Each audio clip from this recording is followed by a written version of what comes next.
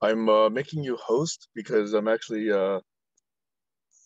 moving furniture. So I'll rejoin when I'm in a good place with internet. But for now, you're host, okay? Okay, that's fine. Are you staying in your house or are you moving? I've asked for an extension. The loan has been conditionally approved, but there's a number of conditions, and we're not yet sure whether or not the seller is going to agree to the extensions.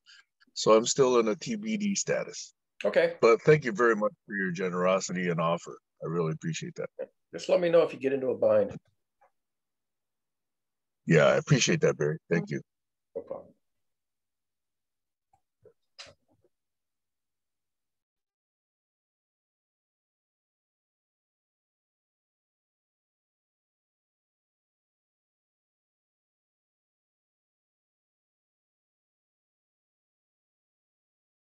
Hi, Stacy.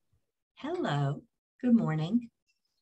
Sam is taking care of some last minute issues, so he'll be on later as he clears up his agenda. Oh, okay. Well, go ahead.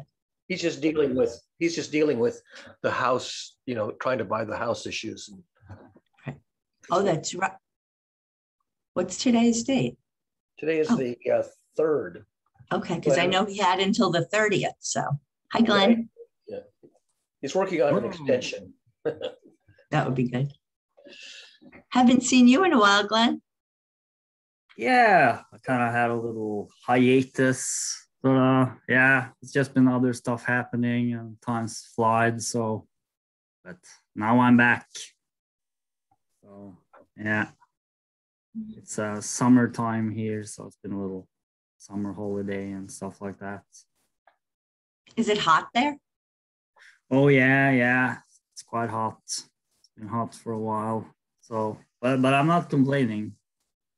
It's like 25 to 30 degrees Celsius. I can't do that in my head. That's moderate, I think. Yeah, it's not so bad. I mean, it's just nice summer weather. Barry, what is it? Fahrenheit. Oh, I'll get it for you. Let's see. Oh, okay, you can't do it in your head either. Well, I can, but it will take longer than just to ask Google to do it for me. I never did arithmetic in my head very well. I had an uncle who owned a grocery store, and he had a cash register, but he would announce the total before he rang up the total. Yes, I do that at restaurants. It's a game. Yeah, we just got some rain, so it's nice and cool now, and I'm really happy about that. Yeah, Fahrenheit, it dropped from 97 to 57 in less than a day. Yeah, that's Fahrenheit. Pretty much. Yeah, that's the best summer weather. It's like pretty hot like this, and then quite a bit of rain.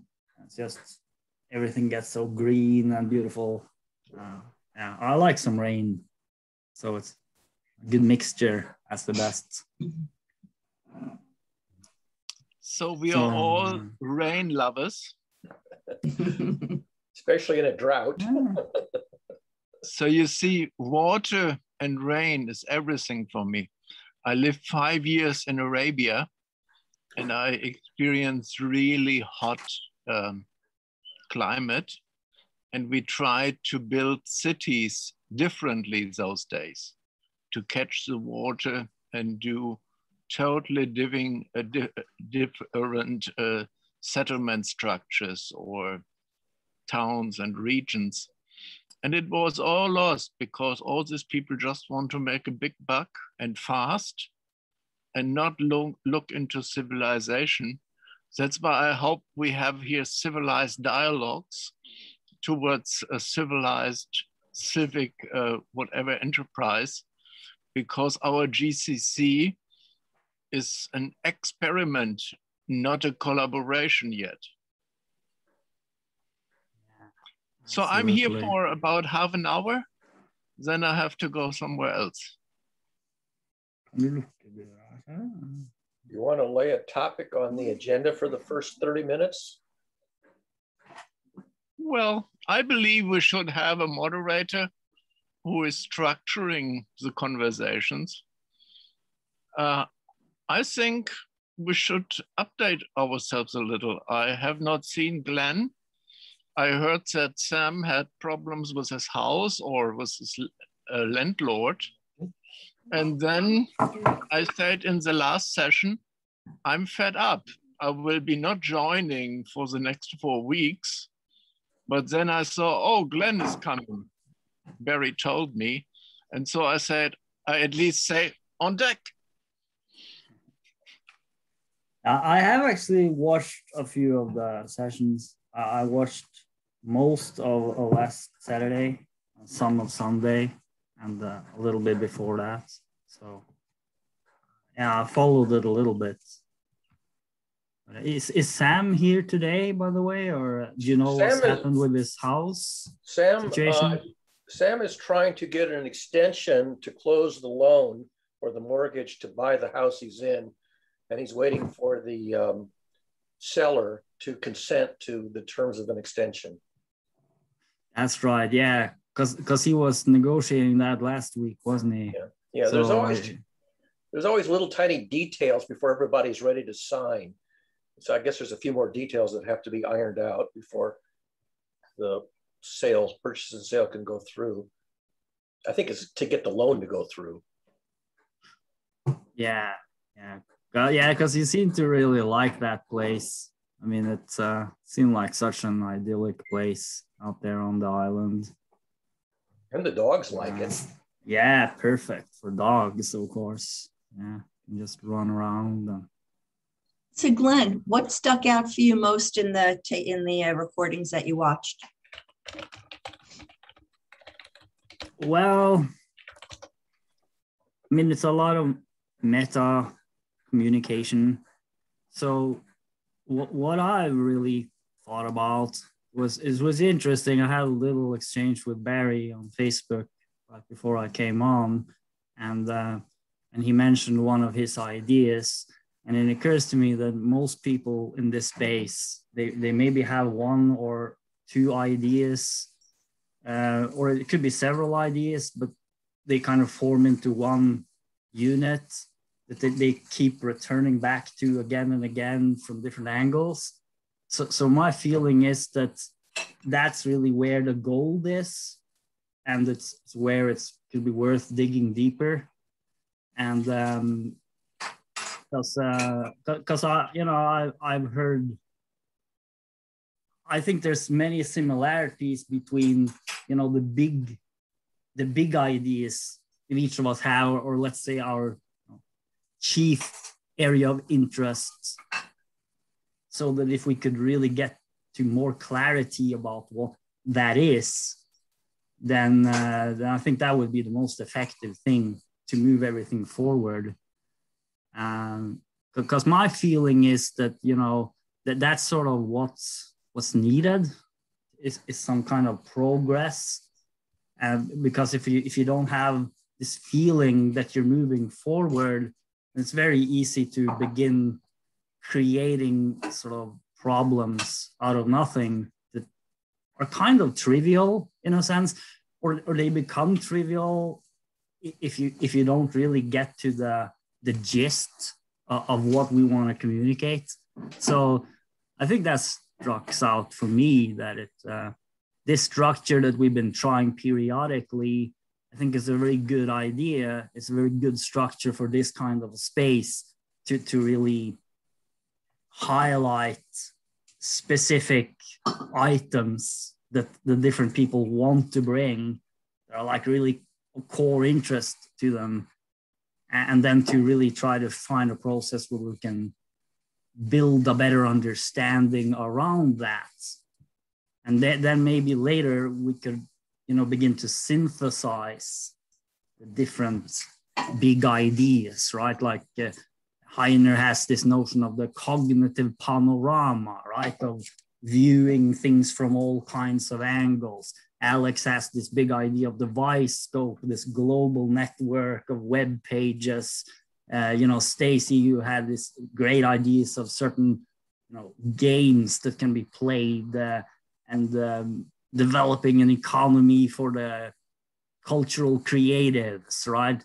And Barry has this notion of this amazing gradient as a contrast to either or thinking and the role of mathematics. Hey, good to see you, Kayla.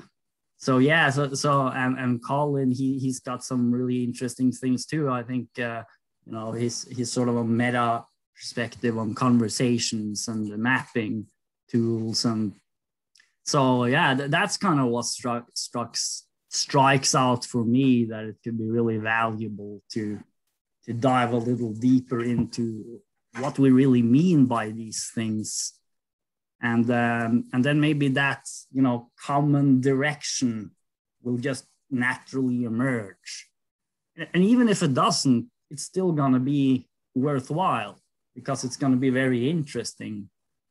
It's like you asked this question, Stacey, like what is it I want to hear, or what do we want to hear from different people? It could be different things. And, I want to hear what's really burning for the different people. Like what is their big thing? And if we could highlight that and build on that, then I think the whole thing just naturally falls into a very, very interesting creative rhythm. I think that a lot of the sort of interpersonal tensions,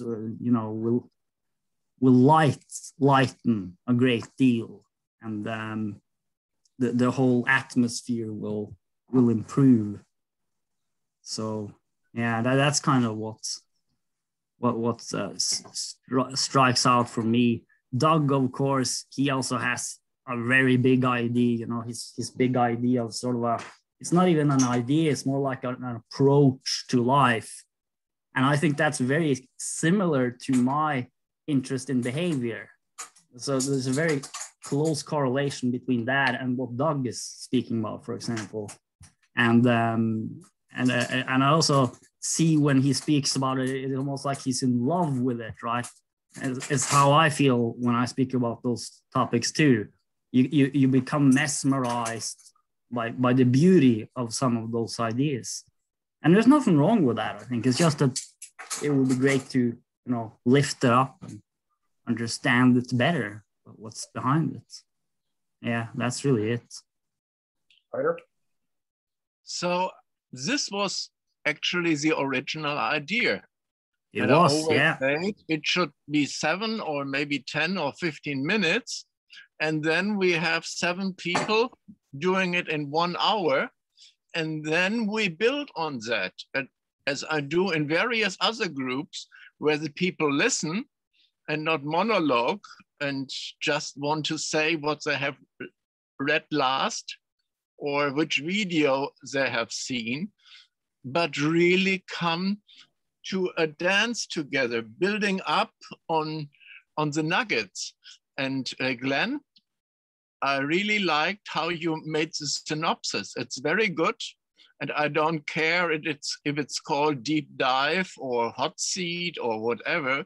Important, it is quality and not bullshitting. And I think this is what Barry is always saying. I always wonder, why is he not getting more emotional? So more passion. But maybe as a teacher, they learn to be silent, and sometimes, well, you have to get red or explode or have a heart attack. But this is not enough. We really have to come to some decency on how we treat each other. And this is what I have this American Indians and Maoris with the 4 or 5 R's really do something like you find the Golden Rule or wherever, and then dance it, as I share with Glenn the ideas of the Gurdjieff dances. So we have so many nuggets we learn from each other. Why don't we bring it together? So before I leave, I just wanted to say it was a very interesting journey, learning to know a little bit more about Barry. And in the beginning, he was helping me. And then I got interested in this guy. And that we are also in totally different worlds. He knows so many concepts I don't know, and vice versa. And so this is fruitful if someone immediately can explain what is meant by that and the root of the word and the concepts, and the applications are shown, and not bullshitting and being a parrot in Chinese school. Anyway, I will just close down now and listen a little moment, and then I leave somewhere. It was great to see you all. I should make a picture. Don't forget to lower your hand. Yeah, that hand. Because it locks the screen. Yeah. Who would like to check in? Kayla hasn't said anything. Stacy, you haven't really checked in, have you? No, I'm here. Alex hasn't checked in.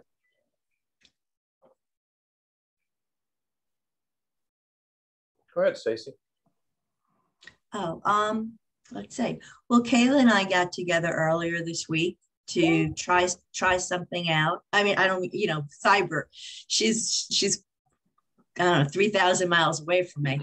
But we got together just to experiment with what it would be like to be reading out loud.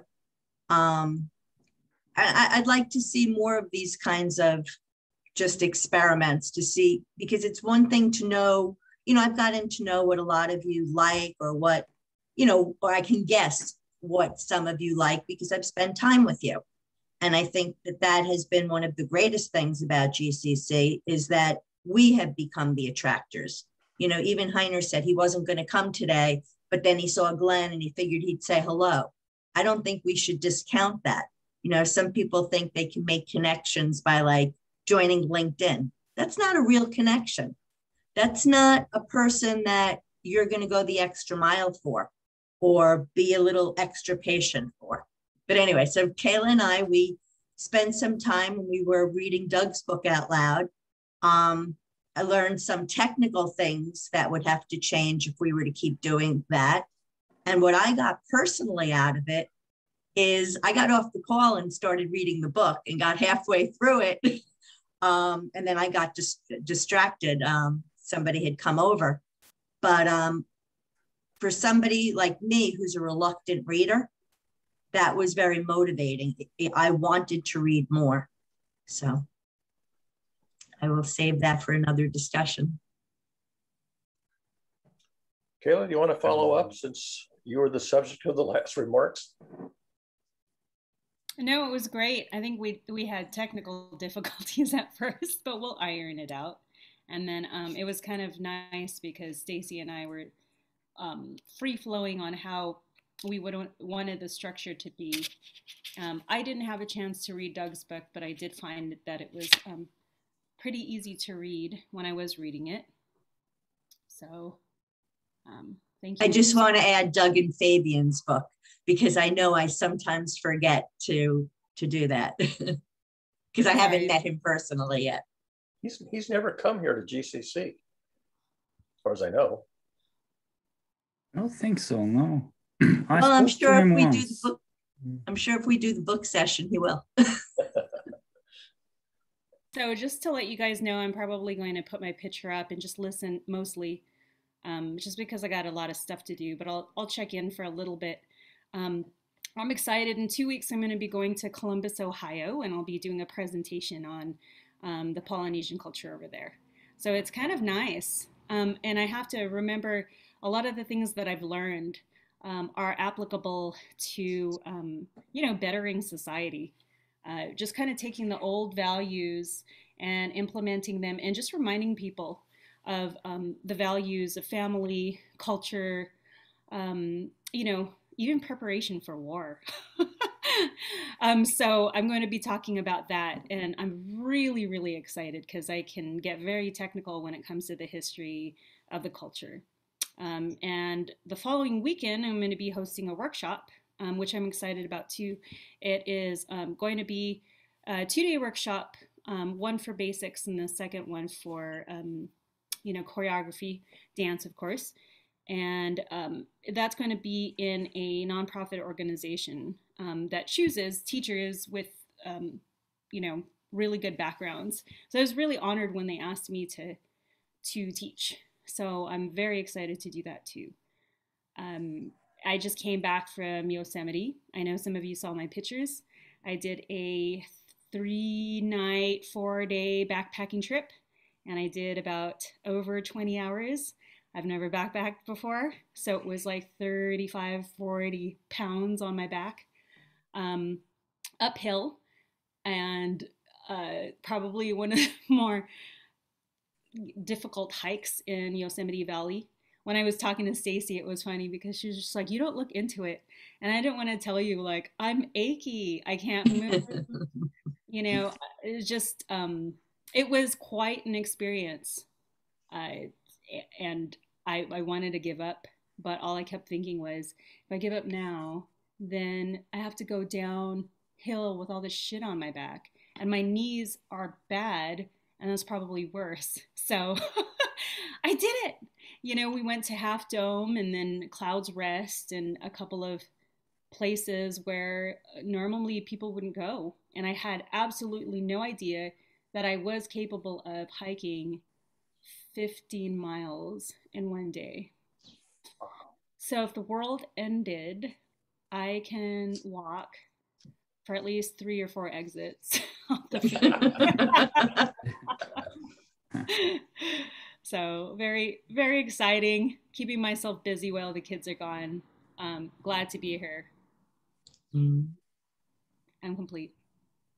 I just want to say, Kayla, that when I was in grad school at Stanford, 4 of us, 2 guys and 2 girls, hiked up from Yosemite Village up to Tuolumne Meadows and slept out under the stars. You turned your mic off. I was saying it was beautiful. Yeah, it was fabulous. I know. Sam's a backpacker too. I don't know if he's listening, but he was telling me that he backpacked, you know, back in the day. I can't imagine you guys backpacking for, you know, with that gear. Because I had kind of a cheap-ish backpack that smelled like the previous owner probably, or her adventures. And it weighed a ton. And that wasn't even like half my crap in there. So I can imagine how, you know, now we've got like this crazy technology where it's convenient, you know, things that are, if it rains, like your stuff will be relatively dry. Women, they have stuff for women. I'll tell you all about the stuff for women because it's cool and it's interesting. And a lot of lightweight, you know, my stove set just like fit in the palm of my hand. So can't imagine you guys doing it. Kudos, Barry. I was in my 20s when I did that. Yeah. 50 years ago. Really awesome being out in nature, walking long walks. I don't walk so long though, but I have some beautiful areas close by. That's sort of short hikes, like a couple of hours. Well, I love being out in nature, but I'd rather drive to get there. I don't want to walk to get there. We did drive to Yosemite from Silicon Valley. See, Alex hasn't checked in yet. You can get a motorized bicycle now to go out uphill. Some of them are quite powerful, but I use a bicycle to ride around the local area. The botanical gardens is nice, and there's a recreational area not far from here. It's all gardens and lakes. You see a lot of tourists. There's Kansas on the tropical coast of Queensland, and there's a lot of tourists come here to see the reef, Great Barrier Reef, and the Daintree rainforest. So I live right by the airport. There's not many places for an airport on the coast here because of the hills. And they've reclaimed a lot of swampy mangrove area to put an airport in next to Cairns. And I live right near the end of the runway.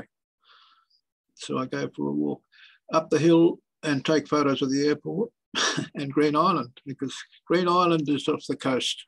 and you can't see it from the Esplanade sea level. You can't see it because of the curvature of the Earth.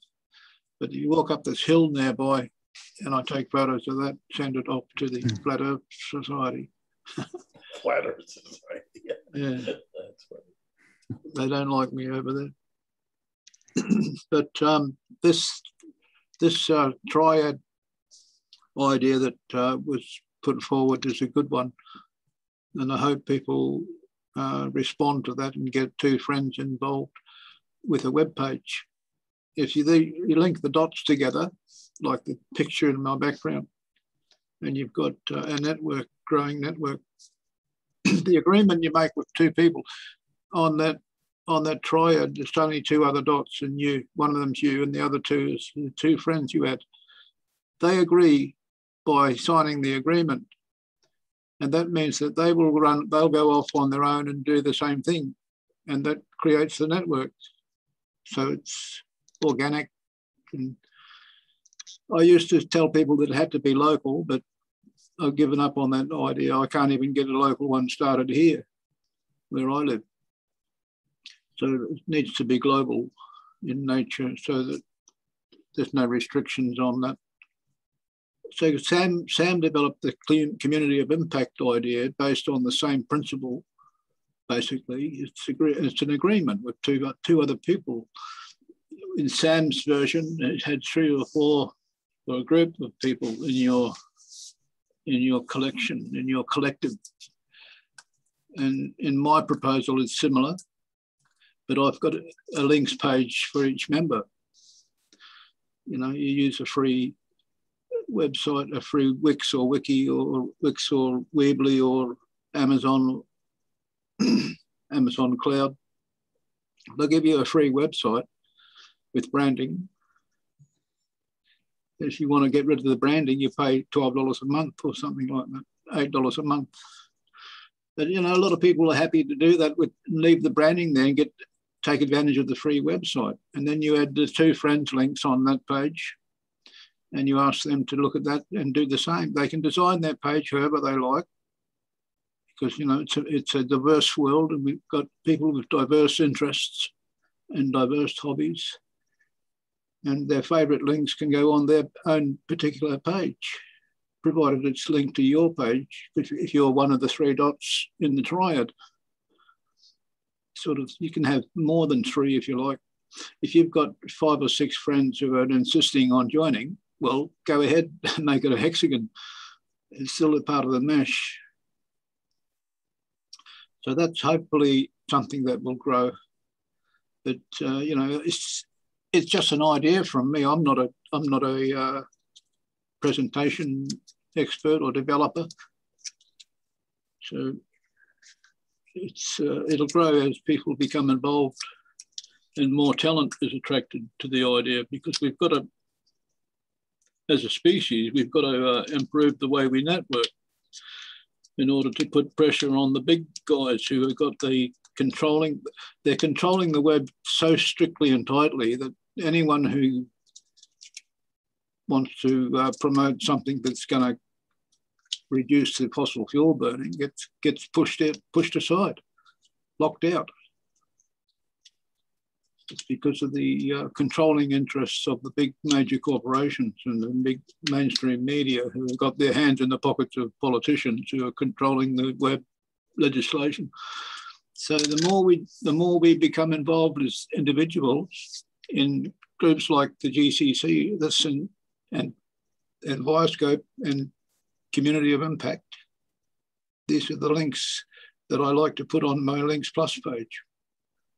So I'm proud to have a Links Plus page, and I hope other people are willing to do the same thing. It's a simple idea, you know, it's just a matter of how do you incentivize people.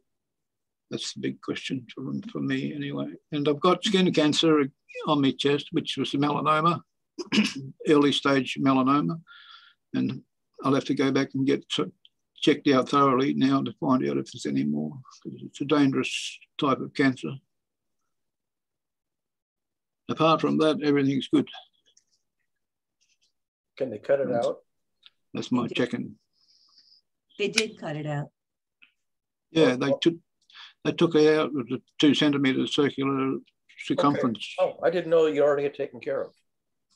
I only read that you were diagnosed with it, not that you had it taken care of. Yeah. Well, the diagnosis came after the biopsy.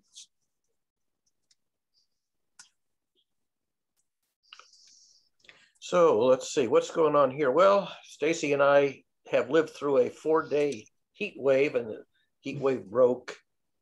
Today's Saturday. I guess it broke Thursday, Friday. Finally, temperature dropped. Oh, here comes Jazzwinder. He's back. Oh, by the way, I saw Jazz was back on Facebook too. He's not showing up on my screen. I just admitted him. He's going to have to. Here he comes. Hello. Welcome. Oh, Jazzwinder. Good to see you. He hasn't turned his mic on yet. What have you got to say for yourself? I'm not sure. How was the hiatus? I don't think he's hearing us yet. Just muted yourself, Jazz. Well, I'd mute all of you if I could. Well, you could. You can. It's good to see you, Stacy. You're in the corner there. Missed you. And Kayla. And the rest of you, obviously, for some odd reason. Yes. It's the first time you're here for quite a while on one of these calls. You know, this business of first time, there is no such thing first time. The only first time one really ever has is probably being born. But according to over half the world, we're a repeat of a species, of a species, of a species. So even that doesn't count. It's all this philosophy stuff is all F-U-K-D up. Hello, Sam. Are you still here? I don't think he's listening. He's working on other stuff. He may be coming in and out, though. He's trying to. You're lovely, Stacy, but don't answer for other people, even if they, especially when they don't. Well, he's not here, so then we would just have to be silent. Then his silence will speak volumes. Are you coming here to boss me around? Are you coming here to boss me around? Because it's not going to work. No man has ever bossed a woman around. It's Oh boy. Just proves it, doesn't it? You just told me to get it back in your place. Don't come around here doing it. Barry. Alex? In a world of infinite possibilities. Bullshit. There ain't no world with no infinite possibilities. First, you got to prove infinity exists. You're not going to get any bullshit out of me anymore. I'm not agreeing with any other junk that we all keep piling up as some sort of reality when there is no reality, really, apart from my coffee, of course. Cheers. So I'll have to agree with you. I won't bully any woman around. It's not the right thing for a gentleman to do. So are you saying Stacy is not a woman anymore? Excuse me? Did I miss something? He's not going to bully a woman around. And if he doesn't, that obviously includes us by some notion that I should not bully a woman around. And if you are to be bullied by me, that would mean you are a woman. If I don't bully you, what are you? Confused. We are mysteries to ourselves. Yeah. No. I'm the opposite. I'm the opposite. I'm a mystery to myself. That's wrong as well. Whatever you think I am, I'm the opposite. What the, you keep saying these things. Think. What does that even mean, thinking? You're a collection of junk you've collected for God knows how many years. About 67 by the look of it.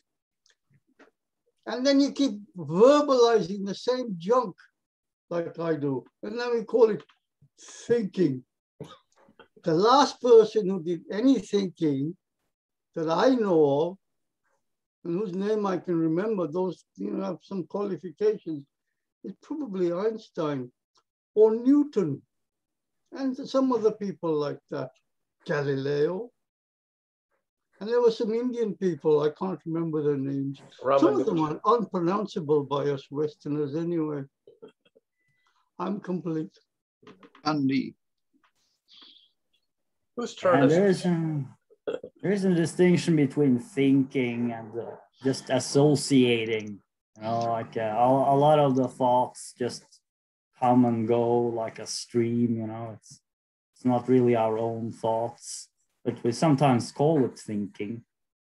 But it's. I didn't come here to dominate the conversation. There's a birthday party going on. An 8-year-old is becoming 9, I think, or 7 is becoming 8. And everybody's enjoying themselves. So I popped upstairs to keep out of the way. It's women and children mainly. So to come back to you, Barry, when you were born, the only thing that mattered to you was where's the teeth. I was bottle fed. I was bottle fed. Sorry? I was bottle fed. In the 1940s in America, they did bottle feeding. I'm talking with Glenn about Glenn. So. No, you said Barry. You did say me. Right? Yeah. Glenn is the one who went. Anyway, Glenn. Did the bottle have a teat on the end of it? It had a nipple. Yes. Okay. We didn't call it that. We called it a nipple. I didn't call it anything. I didn't have any language then. And you didn't even have a mind. It didn't exist. Kind of a bunch of neurons that sort of decided, we're low, get some in. And it wasn't a thought, really. It was a reaction to the measurements inside the body. And then you kept hearing these voices, and one of them would have been, hello, Glenn, you Glenn. And ever since then, me included, we get what we call information. Information. And then later on, as we get older, we start using it and start saying the same junk again and again and again. And billions of times later, we don't tire of it. So when somebody comes up with a phrase like thinking and somebody else says, well, there's no such thing, then people like you, Glenn, will say, but there is this other explanation. And then we keep going around in circles like this. Is that what we really want? Yes. It's total junk recall. Wonder upon wonder comes from the imagination. Sheer boredom with no imagination at all. People with imagination put it down on paper and then we applaud them. More automatic. Right? Exactly. Autotomic morons, or is it mototomic morons? Something like that. Stacy, have you fallen asleep again? I'm just being. Joshua's here though. It's the new daddy. Let's hear from the new daddy. Yeah. Hello, daddy, new one. Maybe. New daddy got no sleep. I'm here though. Good to see you guys. Welcome to the world of the sleepless. It's a wonderful experience. So nice. Hello, Heiner. I like the shirt, top tank thing. I just wanted to congratulate Josh. What for? So did I understand he has a baby already? No. His wife or his partner has a baby. And he had a small part in it.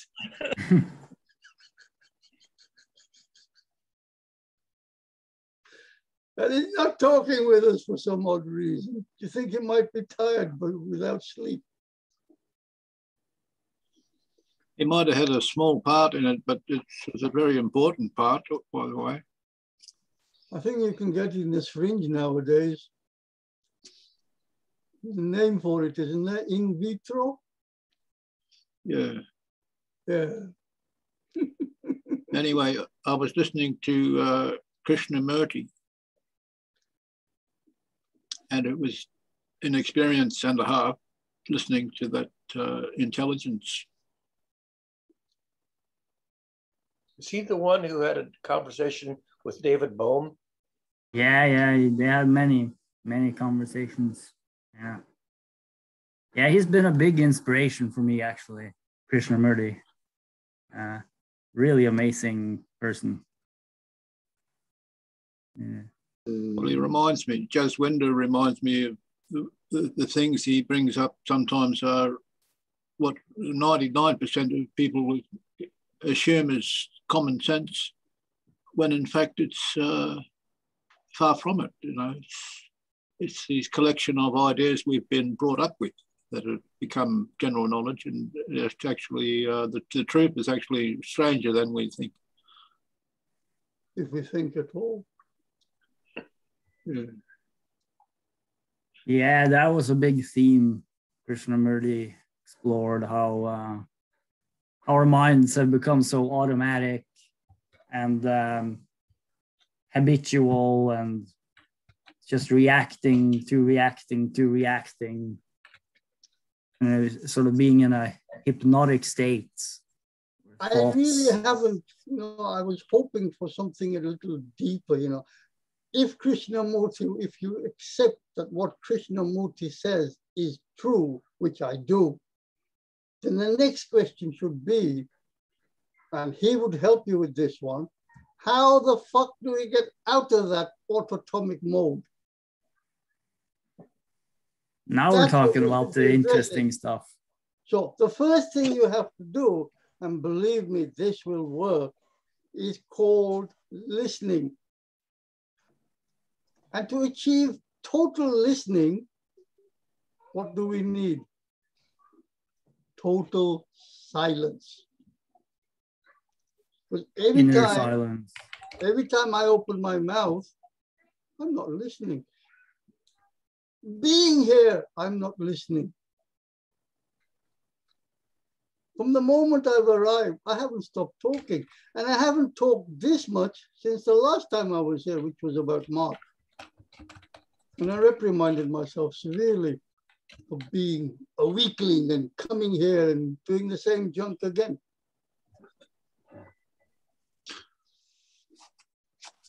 Some people, react to that, saying it's impossible to have that silence. But I think they're wrong. Well, I actually know they're wrong. Can exist to various degrees. That's a dangerous concept. What is? Knowing something, knowing somebody is wrong on the internet. It can consume your whole life. Well, no. Jazz, do you recognize the name of Vannevar Bush?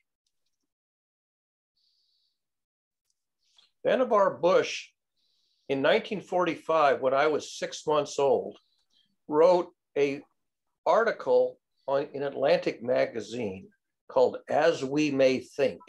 It's probably one of the most profound articles ever written in America in the 20th century. Vannevar Bush, As We May Think, 1945. I put the link into the chat because you could still go to this day to the Atlantic magazine website and read the article, As We May Think by Vannevar Bush. Maybe someday we should, Stacy, read it here. Could that day be today? We could. I don't think it's a very long article. I think you can read it. I'm not sure how long it would take to read it. Well, I'm not going to read it. My screen's too bright. Well, what Caleb experimenting with is taking turns reading so that anybody that wanted to participate could. Well done, Stacy. Off you go. Please start. If you like, I'll put it up on screen share. I just got to bring it back up again. Great. Excellent idea. Let me just bring it up here on screen share. Let's see. Okay. And it's on the Atlantic website. Is that right? Yeah. The Atlantic, yeah. As Director of the Office of Scientific Research and Development, Dr. Vannevar Bush. Where the heck did he get that? Sounds like Dutch, Vannevar, and then it's Bush. Oh, wow. He's writing about the computer. Has coordinated the activities of some 6,000 leading American scientists in the application of science to warfare. In this significant article, he holds up an incentive for scientists when the fighting has ceased. He urges that men of science should then turn the massive task of making more accessible our bewildering store of knowledge. Oh dear, oh dear, oh dear. Is he barking up the wrong bush already? Now, to counter that, let me get this up here. Yeah, on the side, I can see 1, 2, 3, 4. Barry! Yeah. I'm not going to read this any further because it seems to me this is from what I've read so far, like most of the other stuff, is advocating that we have peace, total peace, and that peace, because we have peace, we can generate something much more than a war ever does. And in actual fact, it's the other way around. All of our greatness, all of our, if you like, real progress, and I'll give you the microchip as an instance, has come when a particular group of countries or a singular country has felt threatened by another group or a singular country, or has been at total war. That's when we really, really move. That's when stuff like, oh, I didn't sleep good last night, lose their meaning.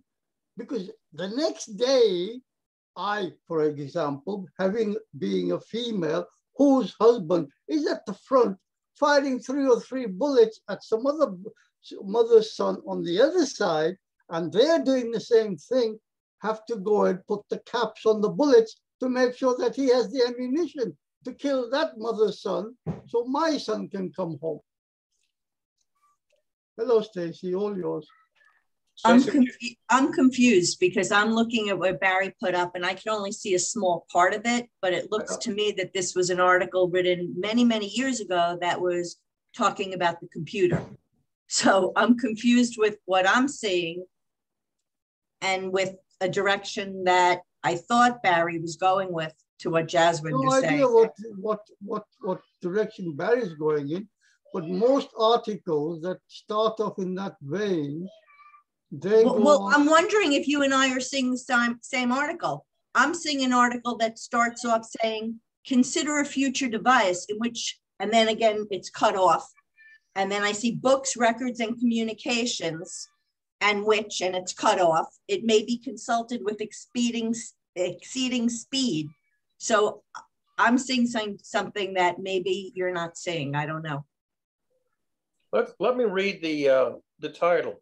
This is in the Atlantic magazine, 1945, July 1945, but I'm 6 months old, so I didn't read this when it came out. As We May Think by Vannevar Bush. Quote, consider a future device in which an individual stores all his books, records, and communications, and which is mechanized so that it may be consulted with exceeding speed and flexibility.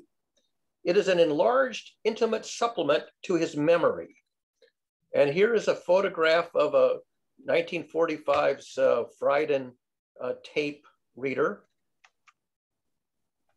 And it's about the telegram was a breakthrough in communication technology, which Vannevar Bush imagined could evolve in an unprecedented way. That's an Associated Press photograph of a Western Union telegraph. Stacy, can you see the entire? No, it's too enlarged. So on my screen, I'm just getting like the center. I'm not getting the edges. Barry wants to press his control key and the minus button. It will shrink it a little bit. Yeah, but you can't. Barry, do you think you could encapsulate the main idea as you remember it, since you mentioned the article? Well, maybe easier. Yeah, Vannevar Bush was a visionary, and he could see very far into the future and imagine things which in fact have come to pass literally in my lifetime. The editor of The Atlantic wrote this paragraph, which I can see the whole thing. I don't know why you guys can't. But the editor who is making this available 76 years later says, as director of the Office of Scientific Research and Development, Dr. Vannevar Bush has coordinated the activities of some 6,000 leading American scientists in the application of science to warfare. In this significant article, he holds up an incentive for scientists when the fighting has ceased. He urges that men of science should then turn to the massive task of making more accessible our bewildering store of knowledge. For years, inventions have extended man's physical powers. Okay, go downstairs because mommy's going to be calling you. Go on. Caleb, go downstairs. Go. Yeah. For years, inventions have extended man's physical powers rather than the powers of his mind. Trip hammers that multiply the fists, the microscopes that sharpen the eye, and engines of destruction and detection are new results, but not the end results of modern science. Now, says Dr. Bush, instruments are at hand which, if properly developed, will give man access to and command over the inherited knowledge of the ages. The perfection of these pacific instruments should be the first objective of our scientists as they emerge from their war work. Like Emerson's famous address of 1837 on The American Scholar, this paper by Dr. Bush calls for a new relationship between thinking man and the sum of our knowledge. So that's the introduction by the editor.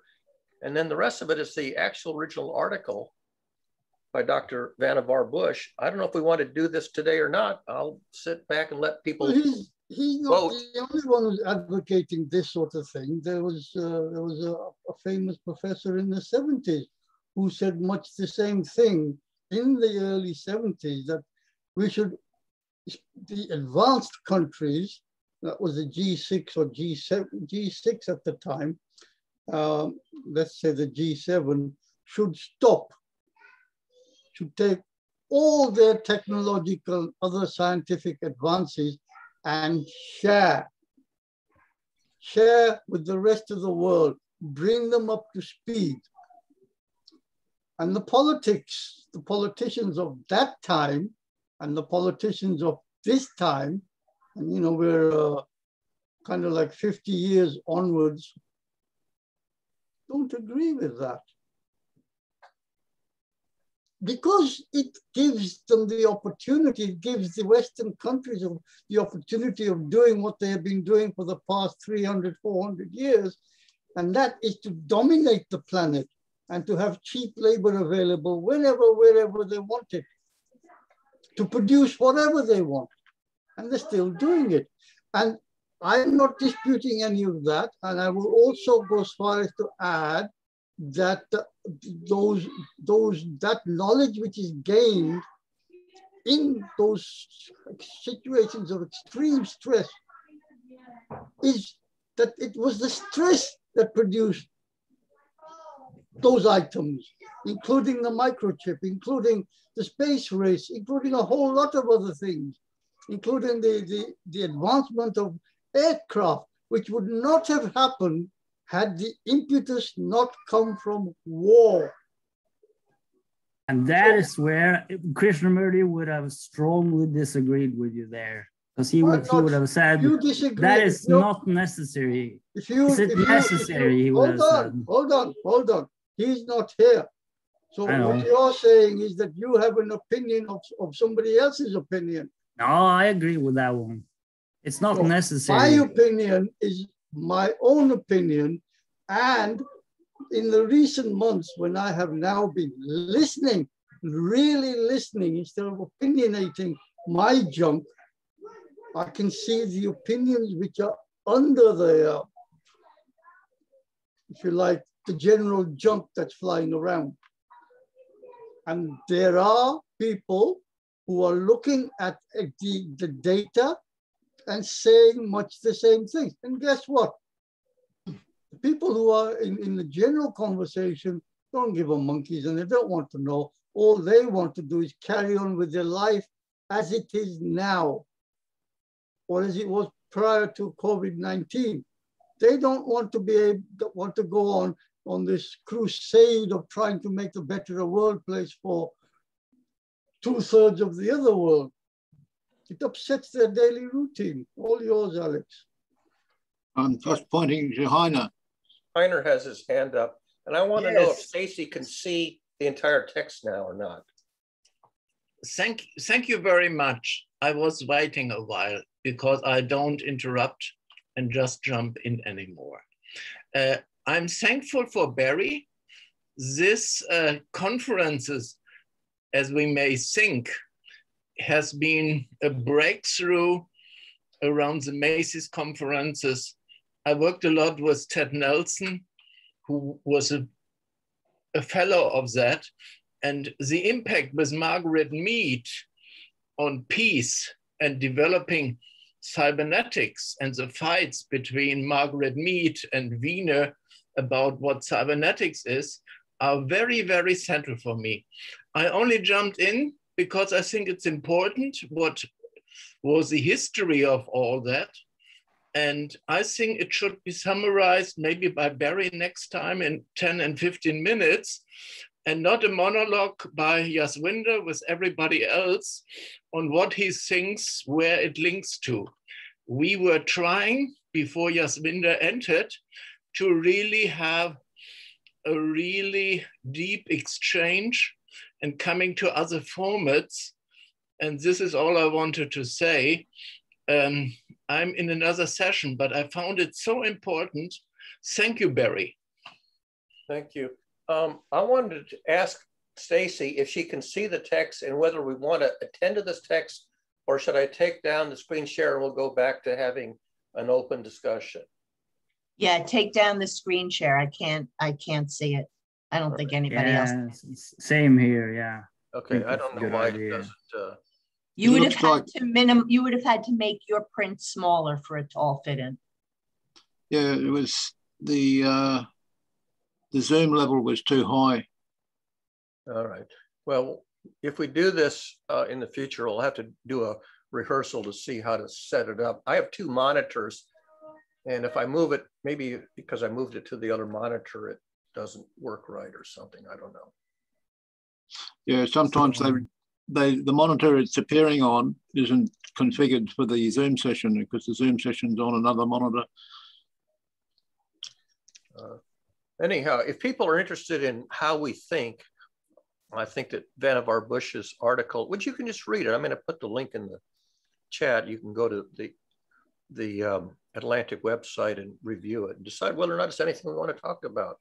If thinking is a topic of interest, which it may not. So this theme, if you want to share knowledge with the whole world, share it openly. So how can this happen if the situation is that the minds of most people are not silent, and there's so much noise, and there's so many layers of representations that interpret it, so that everything is being continually reduced to subjective abstractions? It seems to me if we don't have an answer to that question, then we haven't really started that kind of process. I mean, are we talking about knowledge in the sense of just representations, or are we talking about living knowledge that can actually be useful in action, make our lives better? Well, I wonder if that made sense. Yeah, we've got there's a good opportunity with the internet because libraries are a thing of the past now. Books and libraries seem to be a thing of the past. They're becoming dinosaurs. You know, the children are not going there anymore because they've got computers at home and gadgets and phones in their hand, and they're using them to Google stuff. rather than go into a library. And the point I'm trying to make is that with the advent of the internet, we've got an enormous opportunity to have a global network of concerned citizens, the people of the planet. The bottom-up, non-denominational distributed network with no hierarchy, with nobody at the top, not like a pyramid. It's like a flat plane, like a mesh. But it won't work until people decide to be involved and act. Make a free web page, make a free website, and put their presence. We need a lot more than that. Web presence. Well, when you've got a web presence and it's linked to other web presences, it's then alerting the AI, because the AI crawls the internet and looks at all these pages. If you put a page up, the AI will crawl it, unless you hide it in a virtual server. But that's not enough. That's not enough. That's the point, right? It's a start. It's a start. Yeah. It's a skeleton. Yeah, we have that start, but how do we proceed? Well, we've got the internet already, right? We've got the skeleton. So how do we proceed is by linking together, linking up, not linking in. So let me ask this question. We need more than that. We need more. Level 2. We go up to level 2.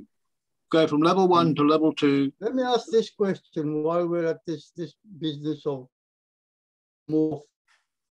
Are we aware of the situation of the not sharing of the COVID vaccines, especially the licenses for making and distribution? Copyright. We should be aware of that, because that's all over the net. All the newspapers are and the news items, and everybody's talking about it. So if you want to go from country A to B, you've got to check whether they will allow you to have a safety passport that says that the vaccine you've had is safe or not safe, and who made the vaccine. There's all sorts of complications going on. And the agenda is set by the Western countries, especially the European Union. And they're being highly unfair. They're keeping people out, especially people of color. Is that fair? Of course not. Is that the way of sharing technology, wherever it came from? That's the same way they've been doing it all along. Yeah. I'll tell you a very short story. When I moved up to where I'm living now, here in the suburbs of Boston, I was hired by a company. This is right down the street. It's called the MITRE Corporation.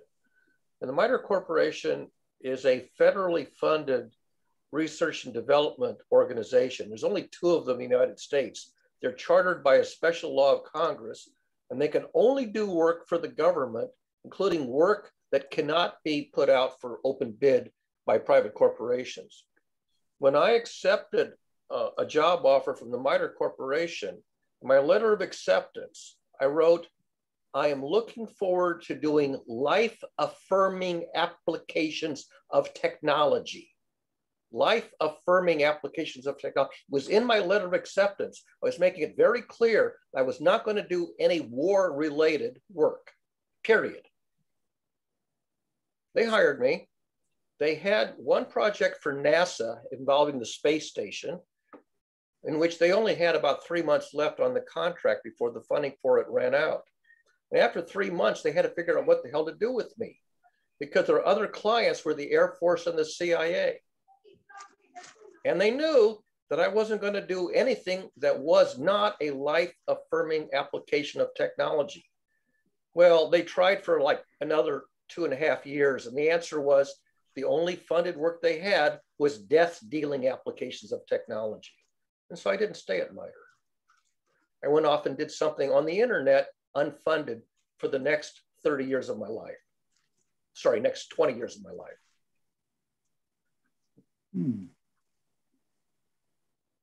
Sounds like a good decision. Here we are. But that's what Vannevar Bush said. He says, we just came out of the Second World War. This is 1945. The Second World War ended when I was about, 4 months old. And he says, okay, now we have all these scientists who were recruited by the government for the war effort. Now it's time to do peaceable applications of science and technology. And that was my ethic. I would only do life-affirming applications of technology, period, or I wouldn't take any money to do any work at all.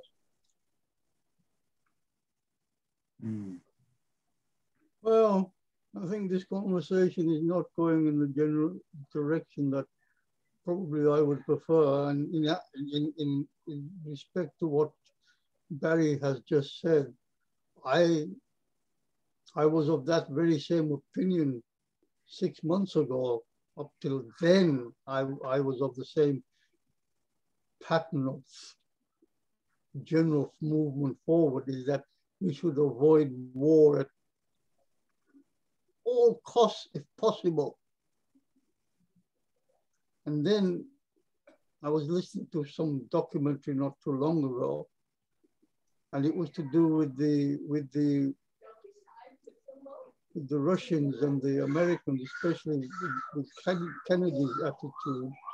And it turns out America was pretty cocky because it came out very well out of the war. And it was 1959 or thereabouts. America thought it was pretty well advanced in its ballistics program. And all of a sudden, there was this noise coming out of, a bleep coming out of near Earth orbit. And it was a Russian satellite. That shook up America. That was the impetus they needed to start the space program. Competition, Cold War competition. And Kennedy soon found the money, 4.5% of GDP, not a lot, to start the space war. That was 1957 when Sputnik went up. And I was in 70. It was 59.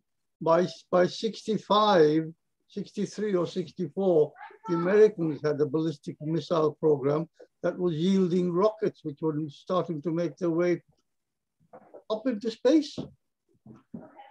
I mean, the dates are irrelevant, but it's the overall philosophy of it is that America would not have thought of going into the space race of Kennedy's famous speech about putting a man on the moon before this decade is out, and the decade was the 60s. That would not have happened had not Russia put a satellite up, albeit for a short period of time. Competition. The result of Sputnik going up was that America spent a whole lot more resources in ramping up science, technology, engineering, Yep. and mathematics education. Yep. And I rode that wave. I benefited because I could get a really, really good science, technology, engineering, and mathematics education as a result of that. And I rode that to my career to this day. That's exactly what I'm saying. Benefits. Those benefits would not have happened without the competition. All yours, Alex. Sorry about the delay. I just hope they got the willpower to put up some shades in orbit, because, you know, the big crisis that's facing the world is this global warming and this heat wave that's affecting much of North America is burning a whole town. There's a whole town on fire over there. Not just North America, Alex. So we're in a heat wave as well. So is, well, it's weather. It's weather, but it's a once in 1,000 years heat wave. It used to be. Why? 10,000. Let me just. I don't know. I don't know why. I don't know why it's happening. Okay, I'll have to ask the scientists. Well, let me just give you a little bit of background there. 10,000 years ago, the Northern Hemisphere and the Southern Hemisphere were in an ice age. 10,000 years ago, it started melting, and that melt has been ongoing. So for the past 10,000 years, this planet has been warming up, and the northern and the land masses, wherever they are, including stacks of ice, that graph you're talking about has got a line slowly going up, but in the last 200 years, there's a tick. There's a tick. Yes. It really took off. when did it take off? When they started burning coal for steam? We've been burning coal ever since some smart guy in Germany. Yeah, the beginning of the steam engine. Okay, sorry, it was close to here. Anyway, it's industrialization. James Watt invented the steam engine. No, before that. Well, it was the ability to have a open hearth or a closed hearth. I want to put to bed. I want to put to bed a fallacy. Yeah. The Bessemer steel process? The Bessemer converter, no, it was the open hearth smelting of iron. Where are we going with this? Going to hell in a handbasket. I wanted to put the fallacy to bed, and that is the fallacy that humans are not warming the planet. We've heard that a million times. We've heard that a million times, guys. Come on. I agree with you, seriously. Alex. Humans are accelerating the process, but the process has an underlying upgrade as well. So it's a yeah. So, but where are we going with this? Is this going anywhere? We're going on the each one of us of trying to use progress that we've made in the hot wars and the cold wars for peaceable means and sharing them up to speed so that we can all participate much better. Corrupt politicians have been putting it off action for the last 60 years or 40 years. Where would we like to go, Glenn? Well, it would be interesting to see if we could use this technology for some really life-affirming work, improve the quality of life for citizens, bottom up, what ways that could be measured, see if there's any way to address the issue that was mentioned earlier about the noisy mind and the noisy internet. What would AI or the assisted quality of life be like? I think that's far more interesting. Glenn, I make humble apologies for interrupting because I've heard this. Go for it. Yeah. We have been doing the measurements for God knows how long, and every week and every month we put out the data of which countries are levels that we all, the ones who are not achieving them are the ones who are falling behind, because those countries are screwed up, corrupted, and the rich are busy milking the money out of the system of the stock exchanges and putting it into private equity. We know all that. We know all that. Exactly. So I'm repeating the same junk. Yeah. We have all the technology except the I have a challenge. Willpower is not with the individual. It's not even with the local governments.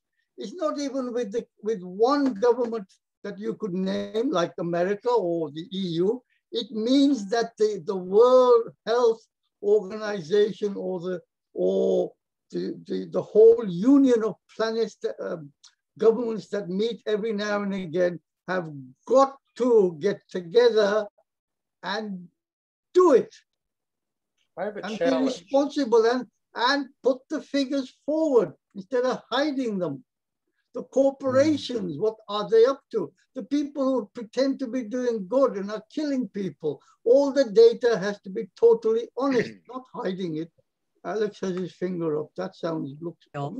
This. Okay, he was trying to say something actually. He had a challenge. Oh. I have a challenge for everybody here. And it doesn't just apply to me. Tell me something interesting and meaningful that I don't already know. Exactly. I have a problem. When there's something interesting and meaningful that comes forward, Barry has some article or something else that he wants us to read, and then we'll have Heiner come along and say, yes, Jess has been interrupting a lot again, and we should have a session on that article, which everybody should read. We know all that junk, Barry. We just not making any headway Alex. into. You repeatedly interrupted Alex.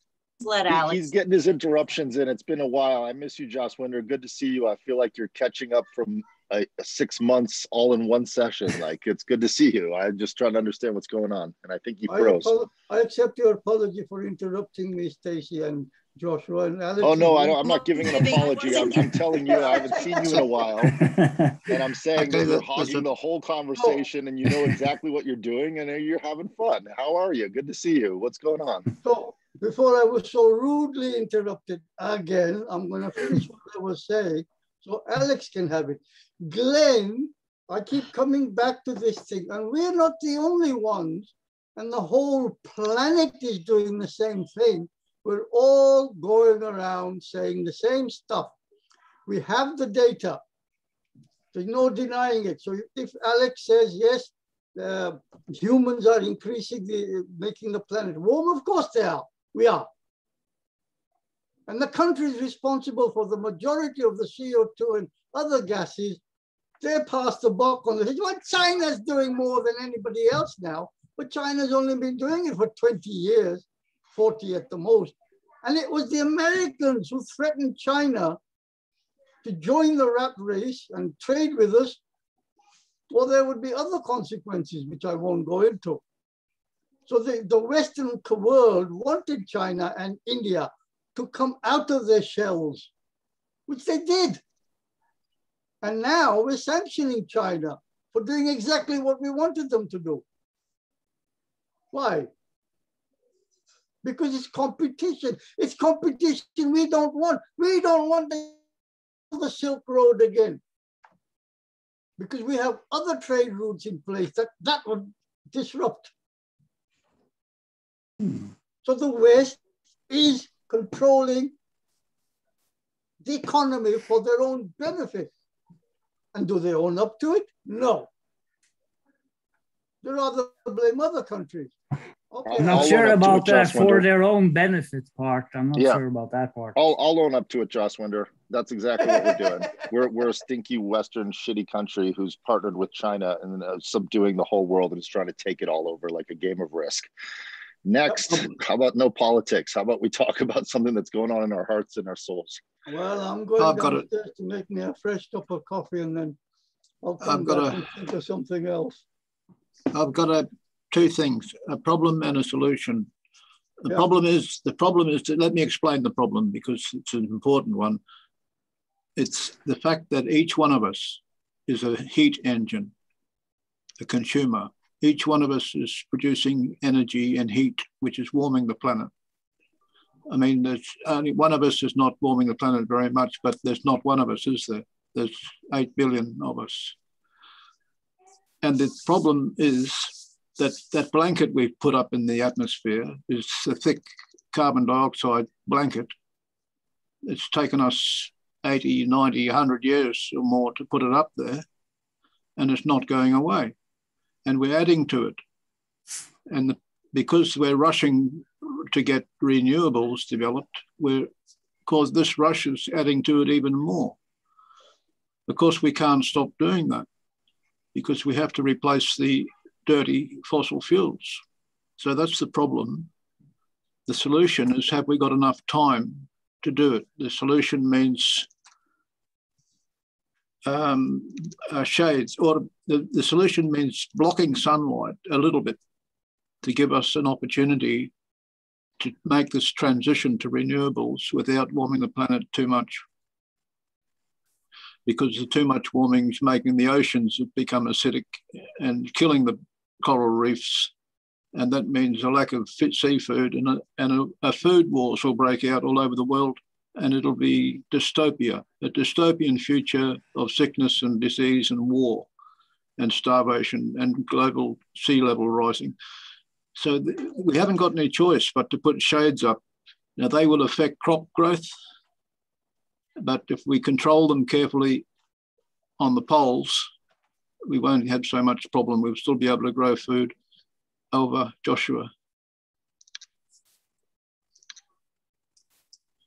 Thank you, Alex. I was just going to share, I'm sure you're aware of this. I'm sure this is not something that anyone doesn't know, but in order to keep the planet cool, we go into buildings and we have HVAC systems, heating and air conditioning systems. And that's causing a lot of problems because the efficiency of that system was built in 1896 and they haven't changed the coolant system yet. And that's a big thing that needs to, just want to bring that to the attention of the amount of heat and cooling, the amount of energy that it takes to cool down all of America. Is just the energy of the inefficiency itself, because they put 40% efficiency into the system, knowing that they're going to gunk up the little coils that they have to cool down with vaporized air. That inefficiency could power the electricity of the entire continent of Africa. So maybe we can fix something like that first and start with getting a more efficient use of power in order to cool down all of the buildings in all of the world. That could be something we could work on. And that would require large-scale cooperation, which would require a cultural evolution. Why aren't we talking about that? Yeah, or maybe just acquire something like a foam that could go in and cool off the biofilm that's all over these air conditioning units that's causing them to be 40% inefficient. Maybe we could just clean the air conditioners. Let's start off with that. Clean all the air conditioners in the world and let them run 40% less, which giving 40% more power to the rest of the world. Just a thought. Okay, so because what I'm seeing is that if we're going to make that a priority, then we have to actually begin speaking about solutions. And most of the conversation in the media today have nothing to do with solutions. And I mean, it's basically backwards looking continuously. And I'm even noticing it here today, sneaking into these conversations. So like, I don't see any way to address any of this if we don't address the obvious issue, which is the psychological state of human beings. What do we do with that? If we don't fix that, forget about all this other stuff. If we fix that, we're going to fix all the other stuff easily. It's the psychological attitude of the collective Western governments.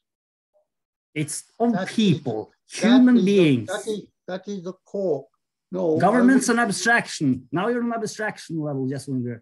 Human beings. I wouldn't call that what you're calling it, Glenn, or anybody else's opinion for that matter. Possibly save Joshua's. The truth of it is that the Western world has caused the problem. And it is a cork in the bottle. But the Western world is a mean that exists inside human brains. That is stopping the problem from being addressed. They are not making the funds available. The funds that could be siphoned off into, and as I've mentioned the figure before, I'll mention the same figure again. For a measly, say, 5% of Western GDP, a whole lot could be done.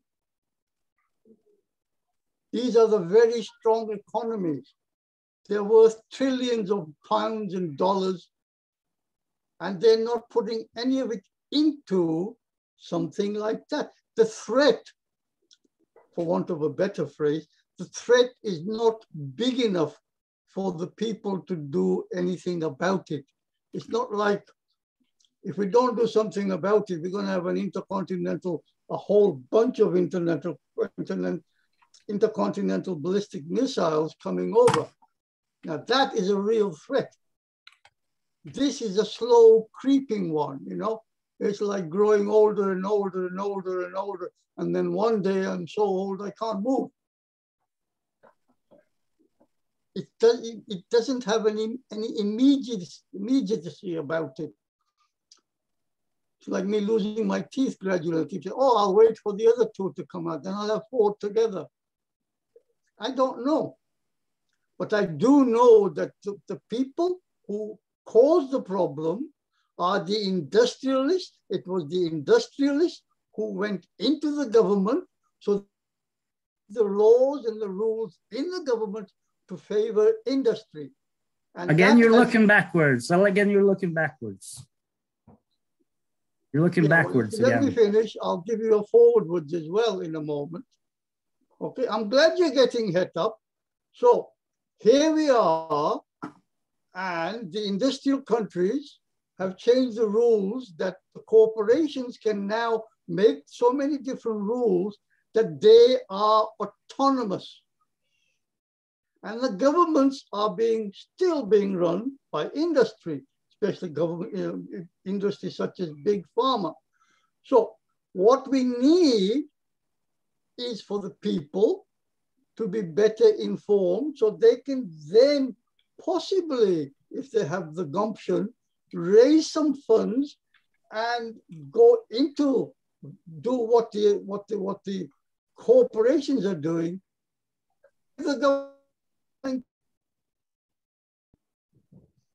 So that's the solution. That's the solution. Yes. Better informed. Solution.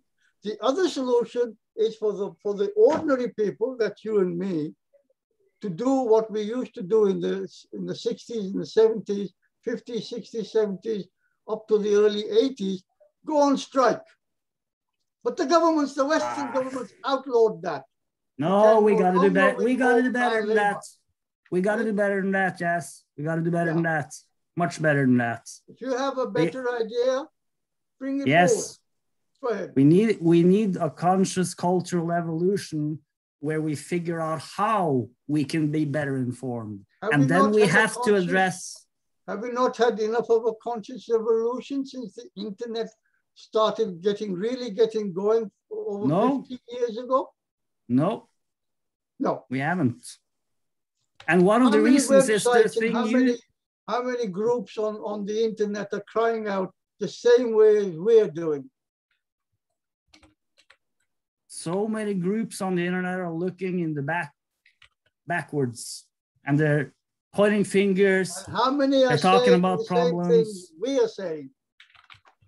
So many are just repeating. That is the way forward. That's how language progresses, is that an idea has to be repeated till people start carrying it out. But it's not even an idea. It's not even an idea. It's just noise that's being repeated on the internet, self-perpetuating cycles of noise and distraction. If I may be so bold, we really do need actual data on this now. How many websites are there out there who are seriously collecting money to try and to change government minds? Because there are umpteen of them out there. And then there is the opposition government to whom I do donate some money. And there are other charitable organizations who send out emails, and they're on Facebook, they're on Twitter, they're on other social media. We need to change this government's attitude. Will you donate some money so that we can do something about it? How about changing our own attitudes? That the movement has started, the consciousness is getting in place. It needs, as you quite rightly probably are putting out and I'm not listening, is that it needs to accelerate and grow. Yeah, because we're running out of time, according to Alex, which I agree with.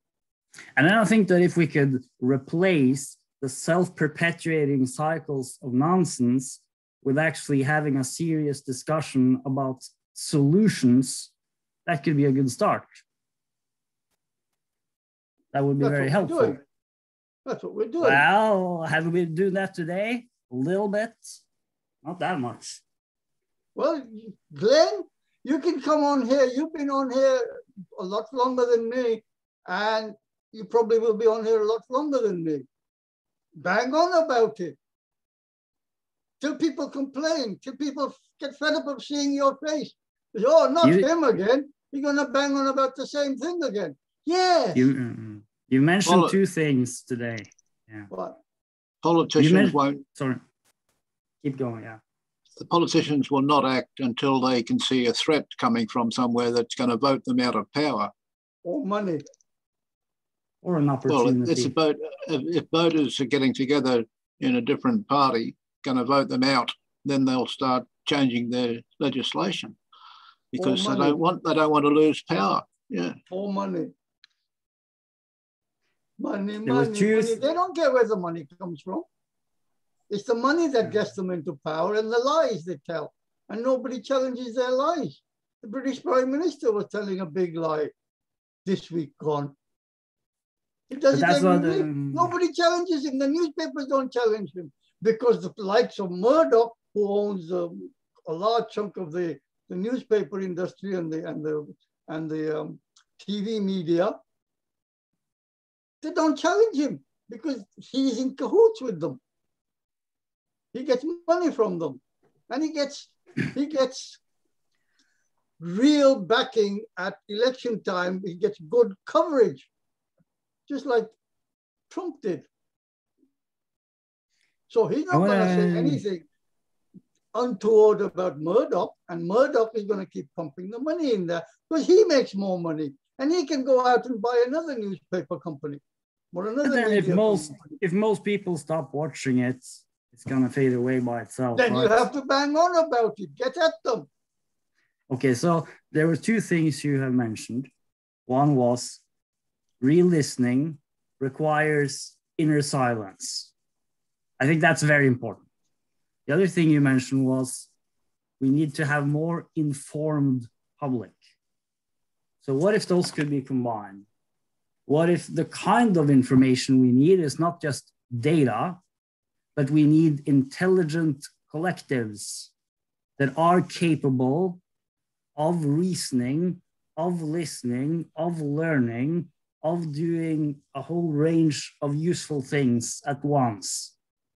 And through those collectives, a gradual cultural evolution can be ignited.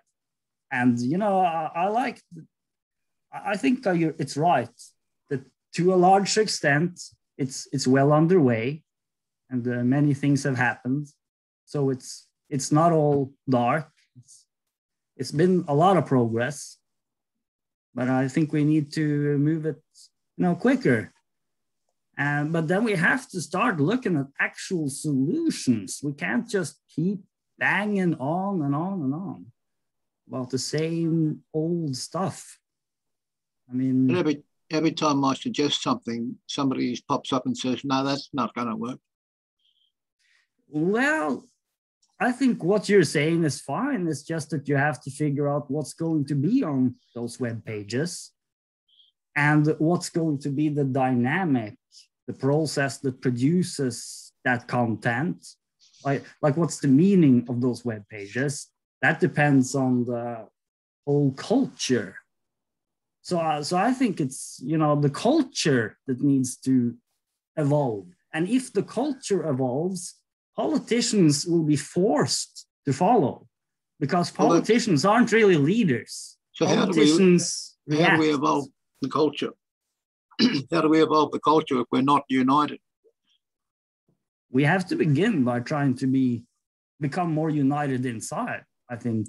So that means creating a links page for the GCC. A part of it.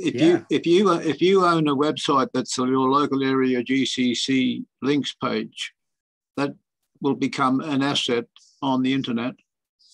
As the group grows larger, it'll attract banner advertising from the sustainable goods industries in the local area, and the talented people in the local area who want to contact or want to have their offers put in the face of the other local people in the area.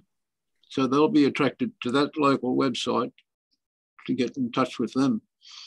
And they're all people who want sustainable lifestyles and a breakdown of the hierarchy that's controlling politics. So we've got a bottom-up globalization of democracy. Over. Yeah, I think that's what's needed. But I think we're back to where we began today, which is what was the original idea behind the GCC.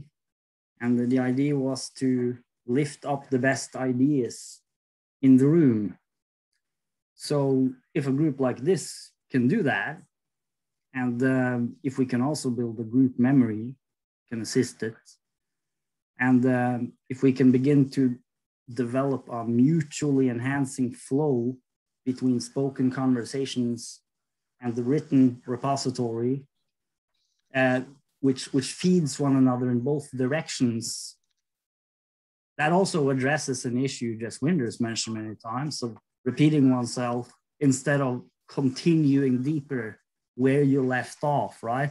Goes to everything Sam's gone on about group memory. These are things that we can do here, which might make a very significant impact long term. We don't know what the impact would be, but you know, if we can do it, everyone could do it. If everyone could do it, that would be a new culture that would spring out, and you know, everything would change. Yeah, Stacy, what do you? So getting back to one of the points you tried to make about individual human behavior, it seems to me that what moves people are either a crisis, makes them immediately move, or profits, a chance at a big, you know, something profitable that's going to help their family, or love. They do something, you know, out of love, whether it's being connected to somebody, being with people they love, doing something good. The ideas that I had tried to put forth regarding the game and the show were basically an attempt to find a way to bring all this knowledge together in a way that theoretically, because that's why it was about changing the economy to support cultural creatives, because theoretically it would have been a way to find out how to create profit for individuals creating, because creativity is infinite. And I saw that as something that could be sustainable, something that could connect people, something that could be used to do something good, and something that can incorporate everybody's ideas. Yeah, that's all I'm going to say for now, because I don't have all my thoughts clear. But I do want to say that unless we can shift the system, and I'm not saying get rid of capitalism, but unless we can look at the defects of it and try to solve for those defects and try to make it so that what is profitable is cooperation. What is profitable is peaceful. Unless we can do that, I think we're going to be tangled up for a really long time. I'm complete. Word. Yeah, I really like that, because there you're actually speaking about something that has real promise, I think. Those kind of games that can really enhance the work of cultural creators. Of course, you have already things like Patreon and that are already models that have been developed to support those kind of initiatives. But if I'm sorry to cut you off, but if the endeavor could be a way to incentivize all those groups already out there coming to meet and networking together, if that was the framework. Yes, I know what you mean. I think that's a really, really promising direction. That is solution thinking, right? That's where I came in. Back in October, Stacy wanted to do something with cultural creativity, and Michael Josefowicz and I were among the more enthusiastic participants. It's not too late. Well, Josefowicz is gone, but two of us are still here. A lot of us are still here, yeah.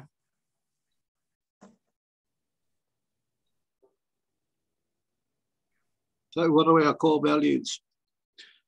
We share our ideas openly, and we evaluate each other's ideas to come to a conclusion about which ones should be raised up and which ones should we just forget about.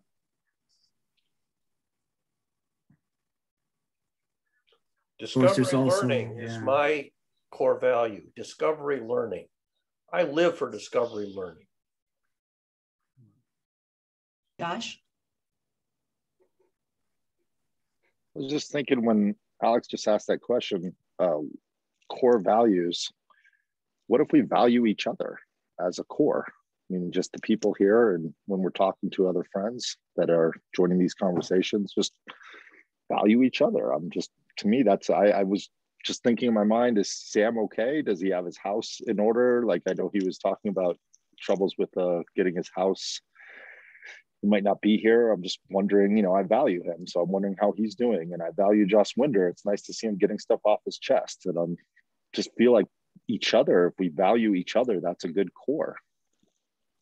And if there's people that we don't value, we can voice that opinion and say, hey, I don't value that person. He's not providing value to the core of the group. Just a thought, how we value each other, if that is our core values. I'll stop saying it 5 times. Imagine if we could build a culture of really valuing one another, where we change the perspective on what a human being is. And in my opinion, have a much more accurate view of it, which is that we're incredibly rich creatures, amazing creatures that have enormous intelligence and abilities and weirdness as well, right? What if we could have a culture that could really value people as we are and build everything around that? I think that's a very specific thing that we could do, that everyone could do, that would make a meaningful difference in the long run. Because one of the things that I'm seeing that's holding humanity back is that we have so much self-contempt, and also it's sort of critical of others, but it's sort of the same thing. It's like self-contempt, contempt of the other. But if that could be flipped around, it would unleash this amazing creativity. Because then you could, imagine if instead of criticizing another person's ideas, we value the ideas even more, so that we expand the ideas. We build further on the ideas. We may not need any criticism, because we could just creatively build and build. And then this discovery and learning value that Barry mentioned might be central, because I also think that is one of the central human drives, is this wish to learn, wish to know. And I think that's a really promising direction. So why haven't these people who have values, cultural values and creative people, not getting the power they need to create change? Because I think it's because they're not intelligent enough to unite. No. Over. Yeah, I don't. I think it's because of the way our system is set up. Look at our education system. Look at what are we taught when we go into kindergarten? It's not, again, I would prefer to look at the systems and see how we could shift them to get the values that we say we want. Yeah, you can't shift a system without power. You've got to have politics, and that means uniting.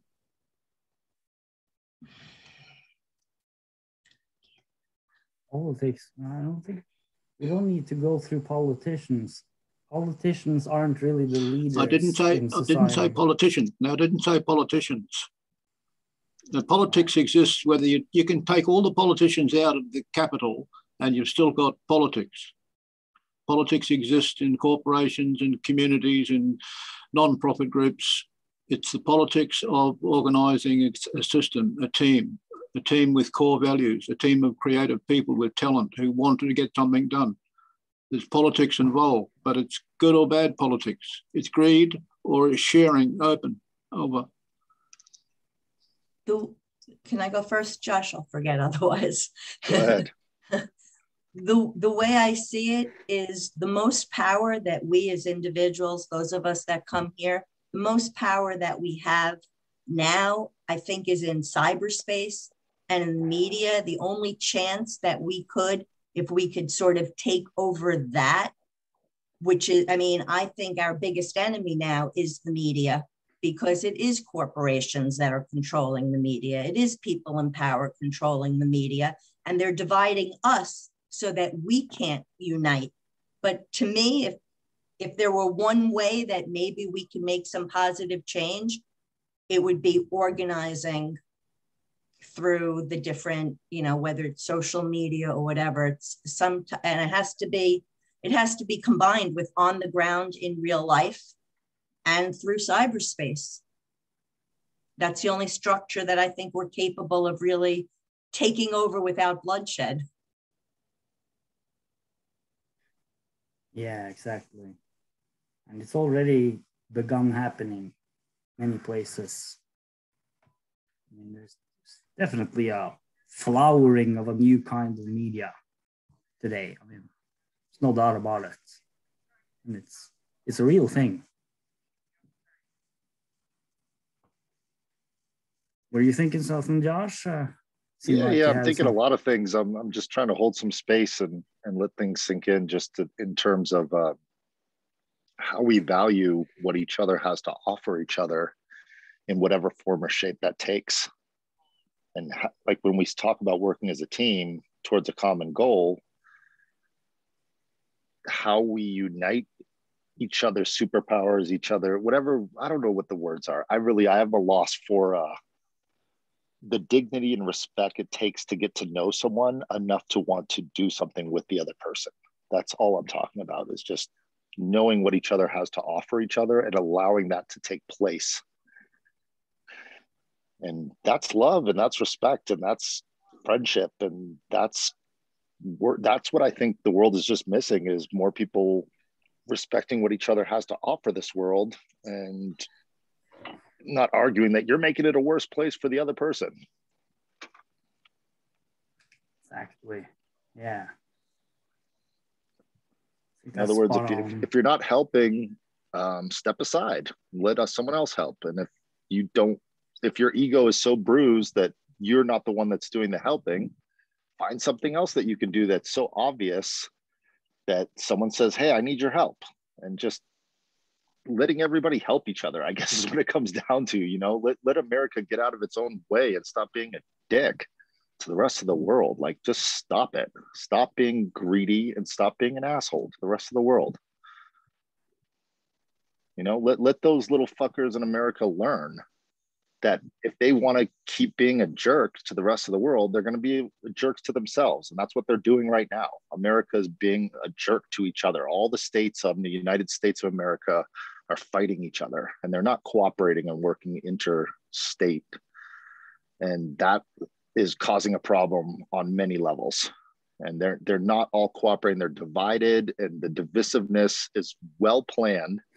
And at the moment it's working, until it's not, until the people unite back together and it actually becomes a United States. And that's what they do in every country. They divide the rich and the poor and create a war between the two. They don't do that in every country, actually. I mean, I have to remember that America is, well, I just think, I know to some degree, but I think it's important to realize that the degree of division that we can see in America now is of a different magnitude than in Europe.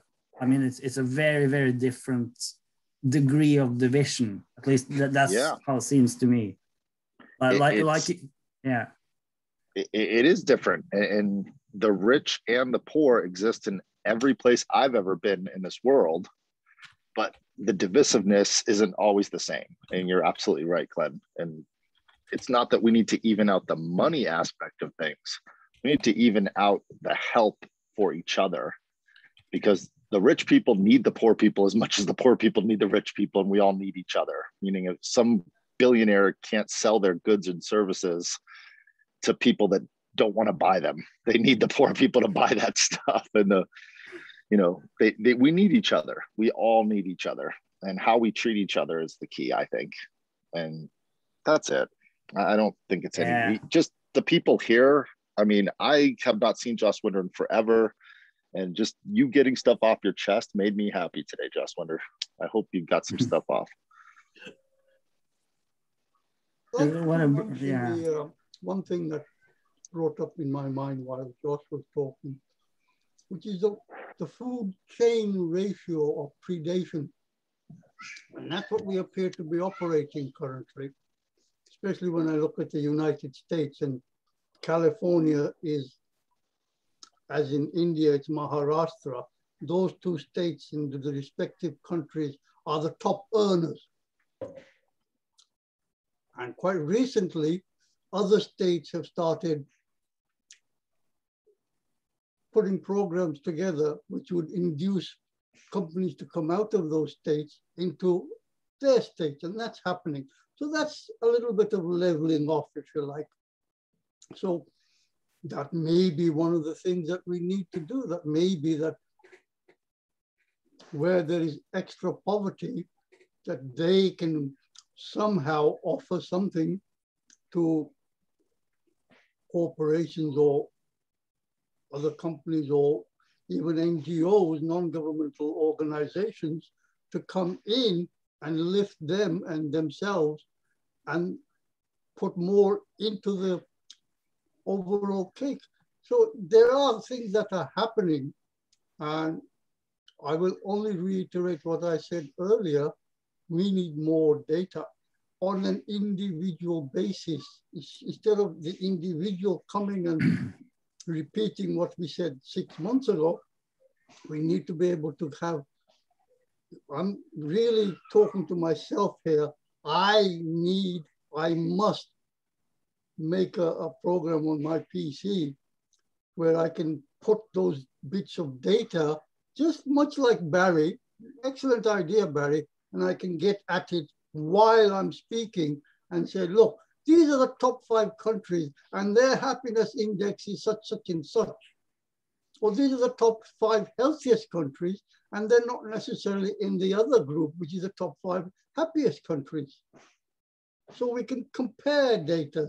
And this, to my way of thinking, or I might be proliferating an idea, comparison is the way forward. Competition in the betterment rather than the destruction. Yes, Josh, I'm complete. I really like what you're saying, Joss Winder, and I was just envisioning us sharing a dashboard and adding to the data and the metrics so that we're all seeing the same numbers. And if someone goes, hey, those numbers don't look right, well, let's fix them. Let's get them as best we can and just keep getting them better and better and better. And if we share it with each other, then we're at least on the same page with the metrics and move forward and show it to other people. Hey, we all think the numbers look right, but then someone else looks at it and goes, you know what, you're not calculating for this, or you're not having a sensor here. And they add maybe 20 or 30 countries to the dashboard that we didn't even know existed because we weren't even measuring them. And I just want to know what this is. Saturday barn raising. What do you guys think about a shared dashboard, meaning a shared website that we all help to make the metrics what we want to see? And then when we talk to each other, where's the numbers for climate change in Australia? Where's the numbers for climate change in the Arctic? Are these numbers factored in? And then we can discuss how the numbers are wrong and all argue, but that should only make the numbers get better. So that discussion is a more fruitful making these numbers better. Because I wonder if anyone's into that. I'm just putting that out as an idea. To me, that sounds a little bit in the direction of something we've spoken about, like what would real science be like, right? Open science, possibly working on a blockchain kind of technology where everything is transparent. It's obviously very advanced, big system to build, but I think that's very interesting. Big, very big topic, but interesting one. It's an excellent idea. Sorry, just an example, Joss Winder, sorry to cut you off. The economic output, we often just look at, like, say, the S&P 500 and the NASDAQ or the Dow Jones, but there's over 46 different economic places that are keeping track of all the numbers of all the economies in the world. There's 3 in China I know of. I think there's another 4 in Africa. Having all those numbers together as one number of the GDP of the world. Has anyone seen that? Does anyone know if there's a GDP of the world index? I haven't heard about it. So. I'll look for it. Probably. That's yeah, I like that stuff. A little thing I just wanted to mention on the thread we spoke about with, you know, poverty, you know, the rich and the poor. It's very important to, you know, remember that it's not necessarily so important that we all have the same amount of money or resources. It is, you know, it's obviously impossible to do that as well. But if you can just lift people out of poverty, you know, if you just have a system where the majority or best would be if everybody could have the basics, you know, then that whole issue of economic differences would be much less of a problem, right? It would make a tremendous, it would be a tremendous help.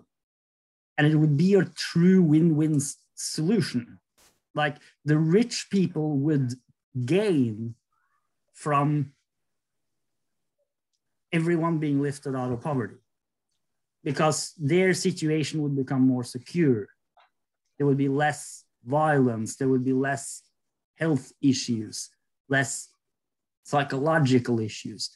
So you know, if we could just get rid of, you know, real poverty, that should be pretty doable. Like in most countries, especially if one could utilize the best we have of knowledge and technologies and you know, clever economies. So because there's this meme out there, I'm sure you heard about it. There's this meme where they have this dichotomy where on the one hand, they have equality of outcome, and on the other, they have equality of opportunity. And as I read it, I think that whole meme is just junk. It's just a kind of mimetic parasite that isn't very useful at all. And everybody says, you know, equality of opportunity is good, quality of outcome is bad. And yeah, of course, because equality of outcome is a very poorly defined idea. It's impossible to do it. It's impossible. That, you know, if an idea is impossible, that's a typical time that it's probably not a very good idea, right? So the reason I mentioned that dichotomy is that I think that that's a typical example of one of the many mimetic viruses that just float around in the in, you know, collective consciousness, and which actually prevent us from finding real solutions. We could do it much simpler. Lift people out of poverty. It's a great start. Then quality of life and all the other stuff we've spoken about. So sorry to make a rant about this, but I think it's actually a very important point. We don't need everyone to have, you know, just equal. No, we need people to have the basics. And you know, if I have the basics and some other guys flying a private jet and living in a gold castle, you know, it's not really a big problem for me. You know, if I got what I need, you know, it's pretty fine. So that's sort of low-hanging fruit, right? But if you have a large part of the population that's actually living in real poverty, that's a big problem, and it's a problem for everybody. And you know, it's a very specific thing that can be pretty easily solved. And you know, and China has actually been doing that. And I know, you know, there's a lot of bad things to say about China, but they have actually made that a priority to lift people out of poverty. And, you know, apparently they made some great progress because they made it a priority from the top. So, I mean, it just says a lot that even from the top, that's actually a really good thing for everybody. Yeah. There's a lot of billionaire corporations at the top. And many of them are very considerate and thoughtful. There are a few, however, that have this opinion that poor people are the problem. You give them an inch, they'll take a mile. But with the Values Foundation, there's a possibility we could have a links site, a links webpage, so website, and invite these billionaires who are compassionate enough to care about the future of humanity to come along and have a Zoom session with us.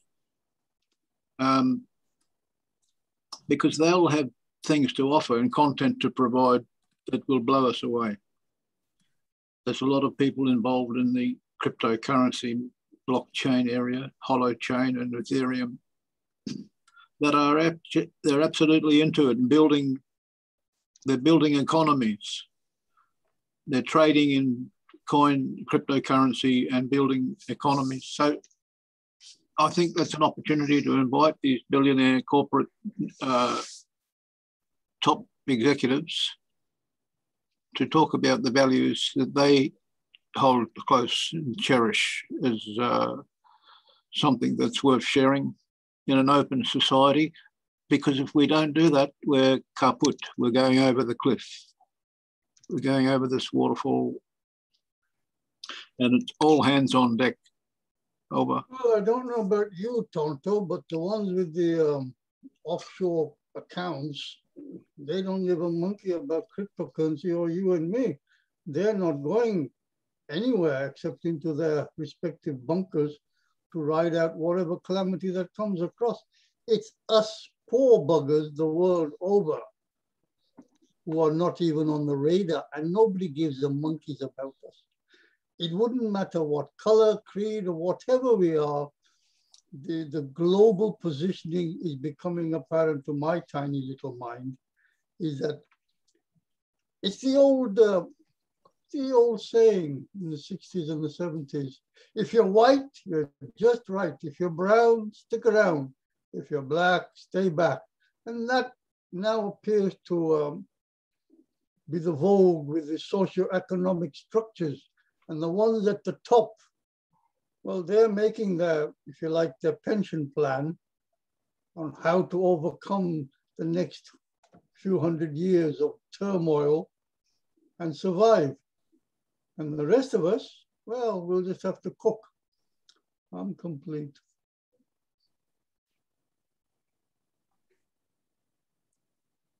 This is the top of the hour, so I'll have to log off now because I have to go to the shop. But just mention the end, you know, building on this idea of lifting one another up. I think there's one very specific project which could be interesting to do for a group like this one, and then that is just to, you know, work on some of the material of other groups who are working in the same direction.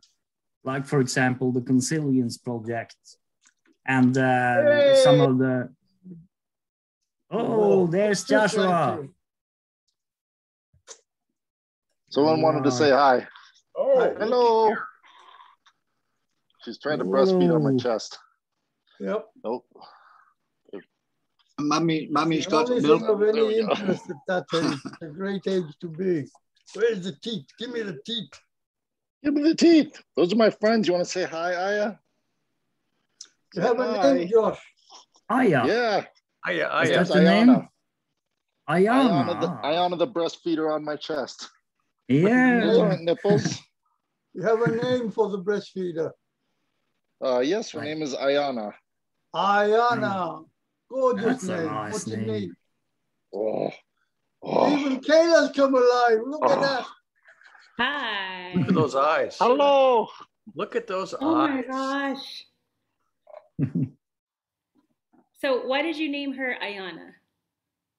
Here, wait, put her on speaker. So can you put Now it she on? wants. Now she wants an one. iPhone. There we go. Kayla was asking why we named her Ayana. Because it sounds beautiful. Because it sounds beautiful. Oh, breastfeeding on my chest. What are you doing? What are you doing? Okay, it's baby feeding time. Okay. Okay. Sing her a nursery rhyme. Do you know any good ones, Alex? Hi, diddle Three, diddle. six, Look at this. nine, the goose drank wine. The monkey came back That's from not the a nipple. The line That's broke. not a The nipple. monkey got Wow, choked, she's getting and they real all went aggressive to on heaven in a little rowboat. Yeah, you can turn it up. Does Ayana mean anything in another language? Yeah. In lots of Macarena. languages. Yeah, Like, there's lots of stuff In other Filipino, languages. you say Ayana. Luna means there she is, the moon. And that's her full name, Ayana Luna. There she is, the moon. Yeah. There she The moon. is. That would be equivalent to Celine. Celine is the anglicized name that refers to the moon. Oh. That's your new middle name, Celine. And then in Japanese, beautiful blossom. There's a lot of meanings for Ayana. Beautiful name. Oh, okay, we're done. We're done. Good to see you, Joss Winder, and everybody else. I hope Sam's okay with his house. Yeah. He's working on it. He's working on the financing details. Let's hope it works out for him. I'll sign him up. I'll sign him up for 100 P2TP coins, and in Nice. 10 years' time, it'll be worth $1 million. Over. You're a good friend, Alex.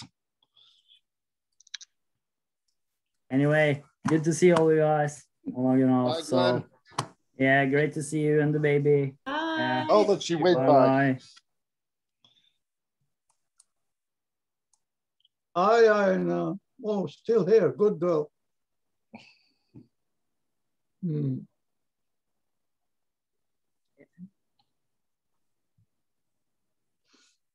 How's mommy doing? Say hi. Good morning. Good morning.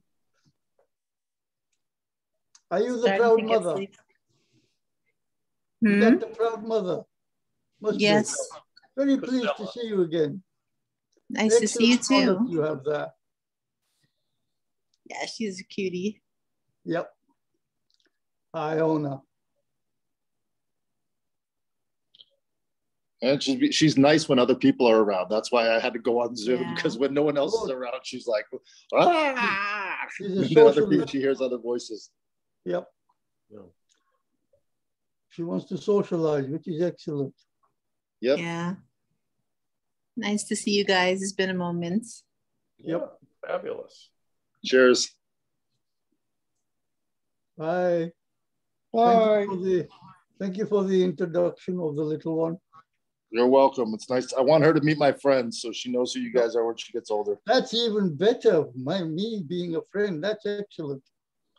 Don't lose the link to this video. In fact, you might want to download your own private copy of it. Yep. I'll remember to do that. Thanks, Barry. Cheers. Cheers.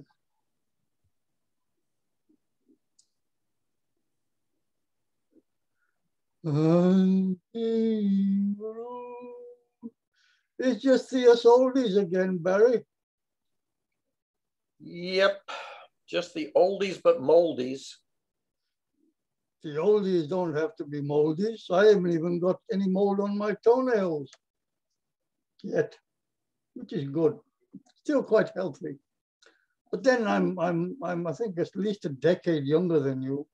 I'm 76. Ah, 9/10 of a decade younger than you. Yeah. Yeah, I was 6 months old when Vannevar Bush published that famous article of his. Yeah, you said. Yeah, I did think I should memorize that. And then I thought, Well, it's not of much use memorizing everybody's age, just clogging up the old system. There's enough junk in there already. You just have to remember that I was born just as the Second World War was ending, the last months of the war. Well, I'm not pretty sure I want to remember either of those dates anymore. Well, no importance. It's just that, you know, I dedicated my life to evolving out of that epoch.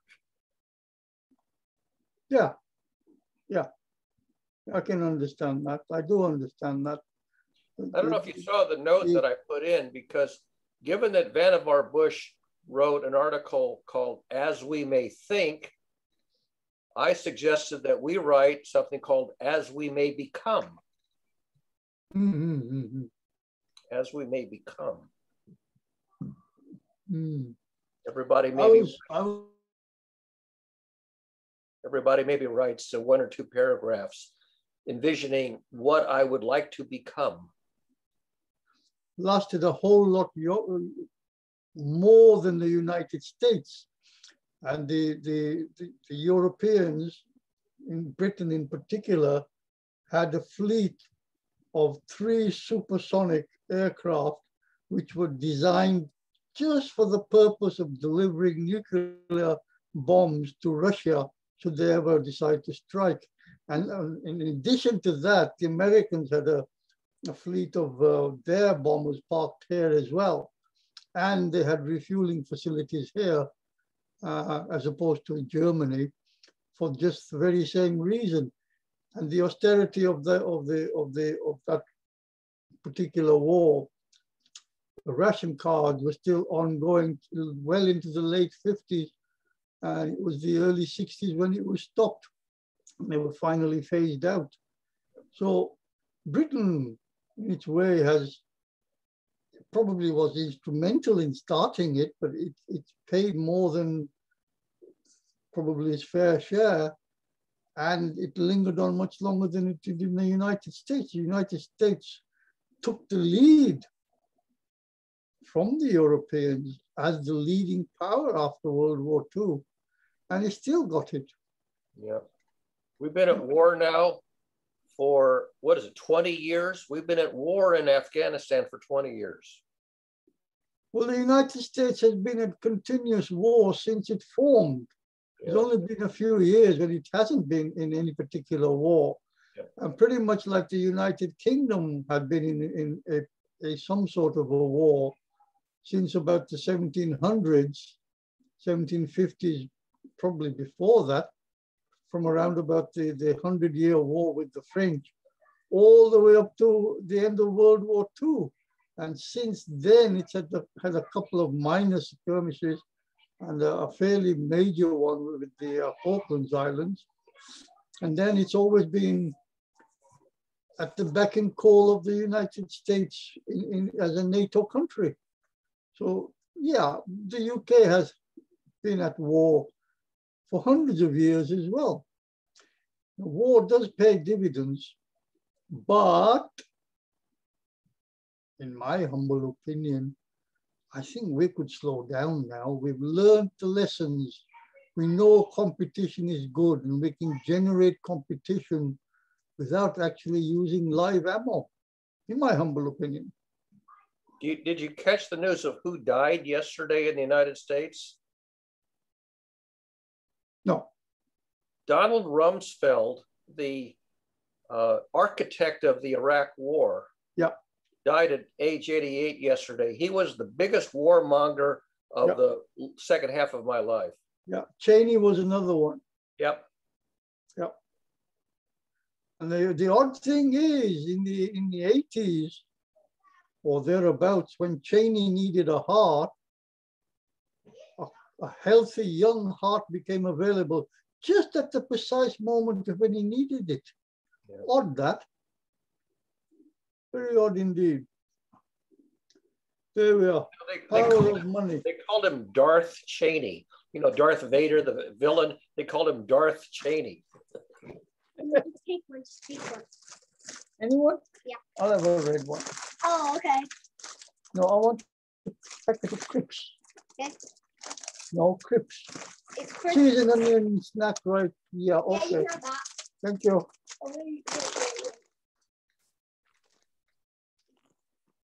No, yeah. That's it. Put it there. This is Guru. She's offering you a packet of snack. Super. Say happy birthday. Say happy birthday to Guru, Barry. Happy birthday, group. Thank you. Now he can see you. That smile. Are you having a good time at your birthday? Yeah. Good. I've got to get going. Okay. There's 1,000 people at once. Okay. Oi, no, Whiskey.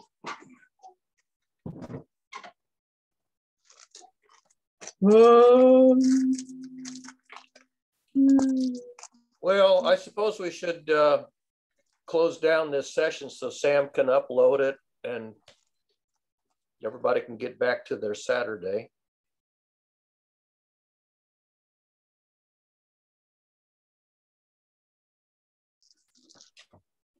It has to start again. It's a total session in 4 hours before it has to restart. So, but if you want to go, Barry, you don't need an excuse. You've got the switch. You just say, bye, Jess, and turn it off. That's it. Yeah, because Sam is actually doing the recording, but he's not here. He left me in charge of it. So yeah. I think if I leave, maybe the whole session will end. No, it'll continue to the end and it'll end. So then he'll chop off the end bit. So he'll check it to see up to what point it's recorded. All right, then you'll be doing a monologue. I don't want to do a monologue. Well, if I leave, then the only person left on camera is you. No, you're the host. I know. That's why I say if I leave, then I don't know who becomes the host. I think it just ends. If you want to make me the host, then you have to go into participants. You have to click on my name and make me the host before you go. Do you want to do a monologue while I go have lunch? And then you're going to come back after lunch? Not if I leave. Well, okay, I might, I don't know. Go ahead, make me the host and I'll see what sort of a monologue I can... All right, don't forget though, because if you go over 4 hours, it screws up the audio, up the closed captions. Yes.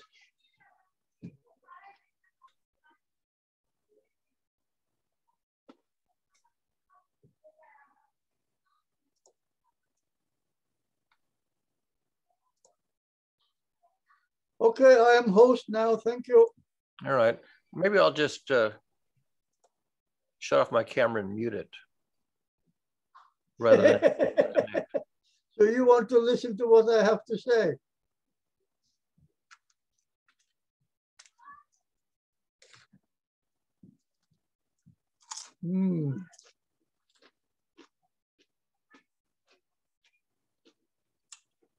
Excuse me, Sam, as there's no one else here, and it's just you and me, and you're in abeyance.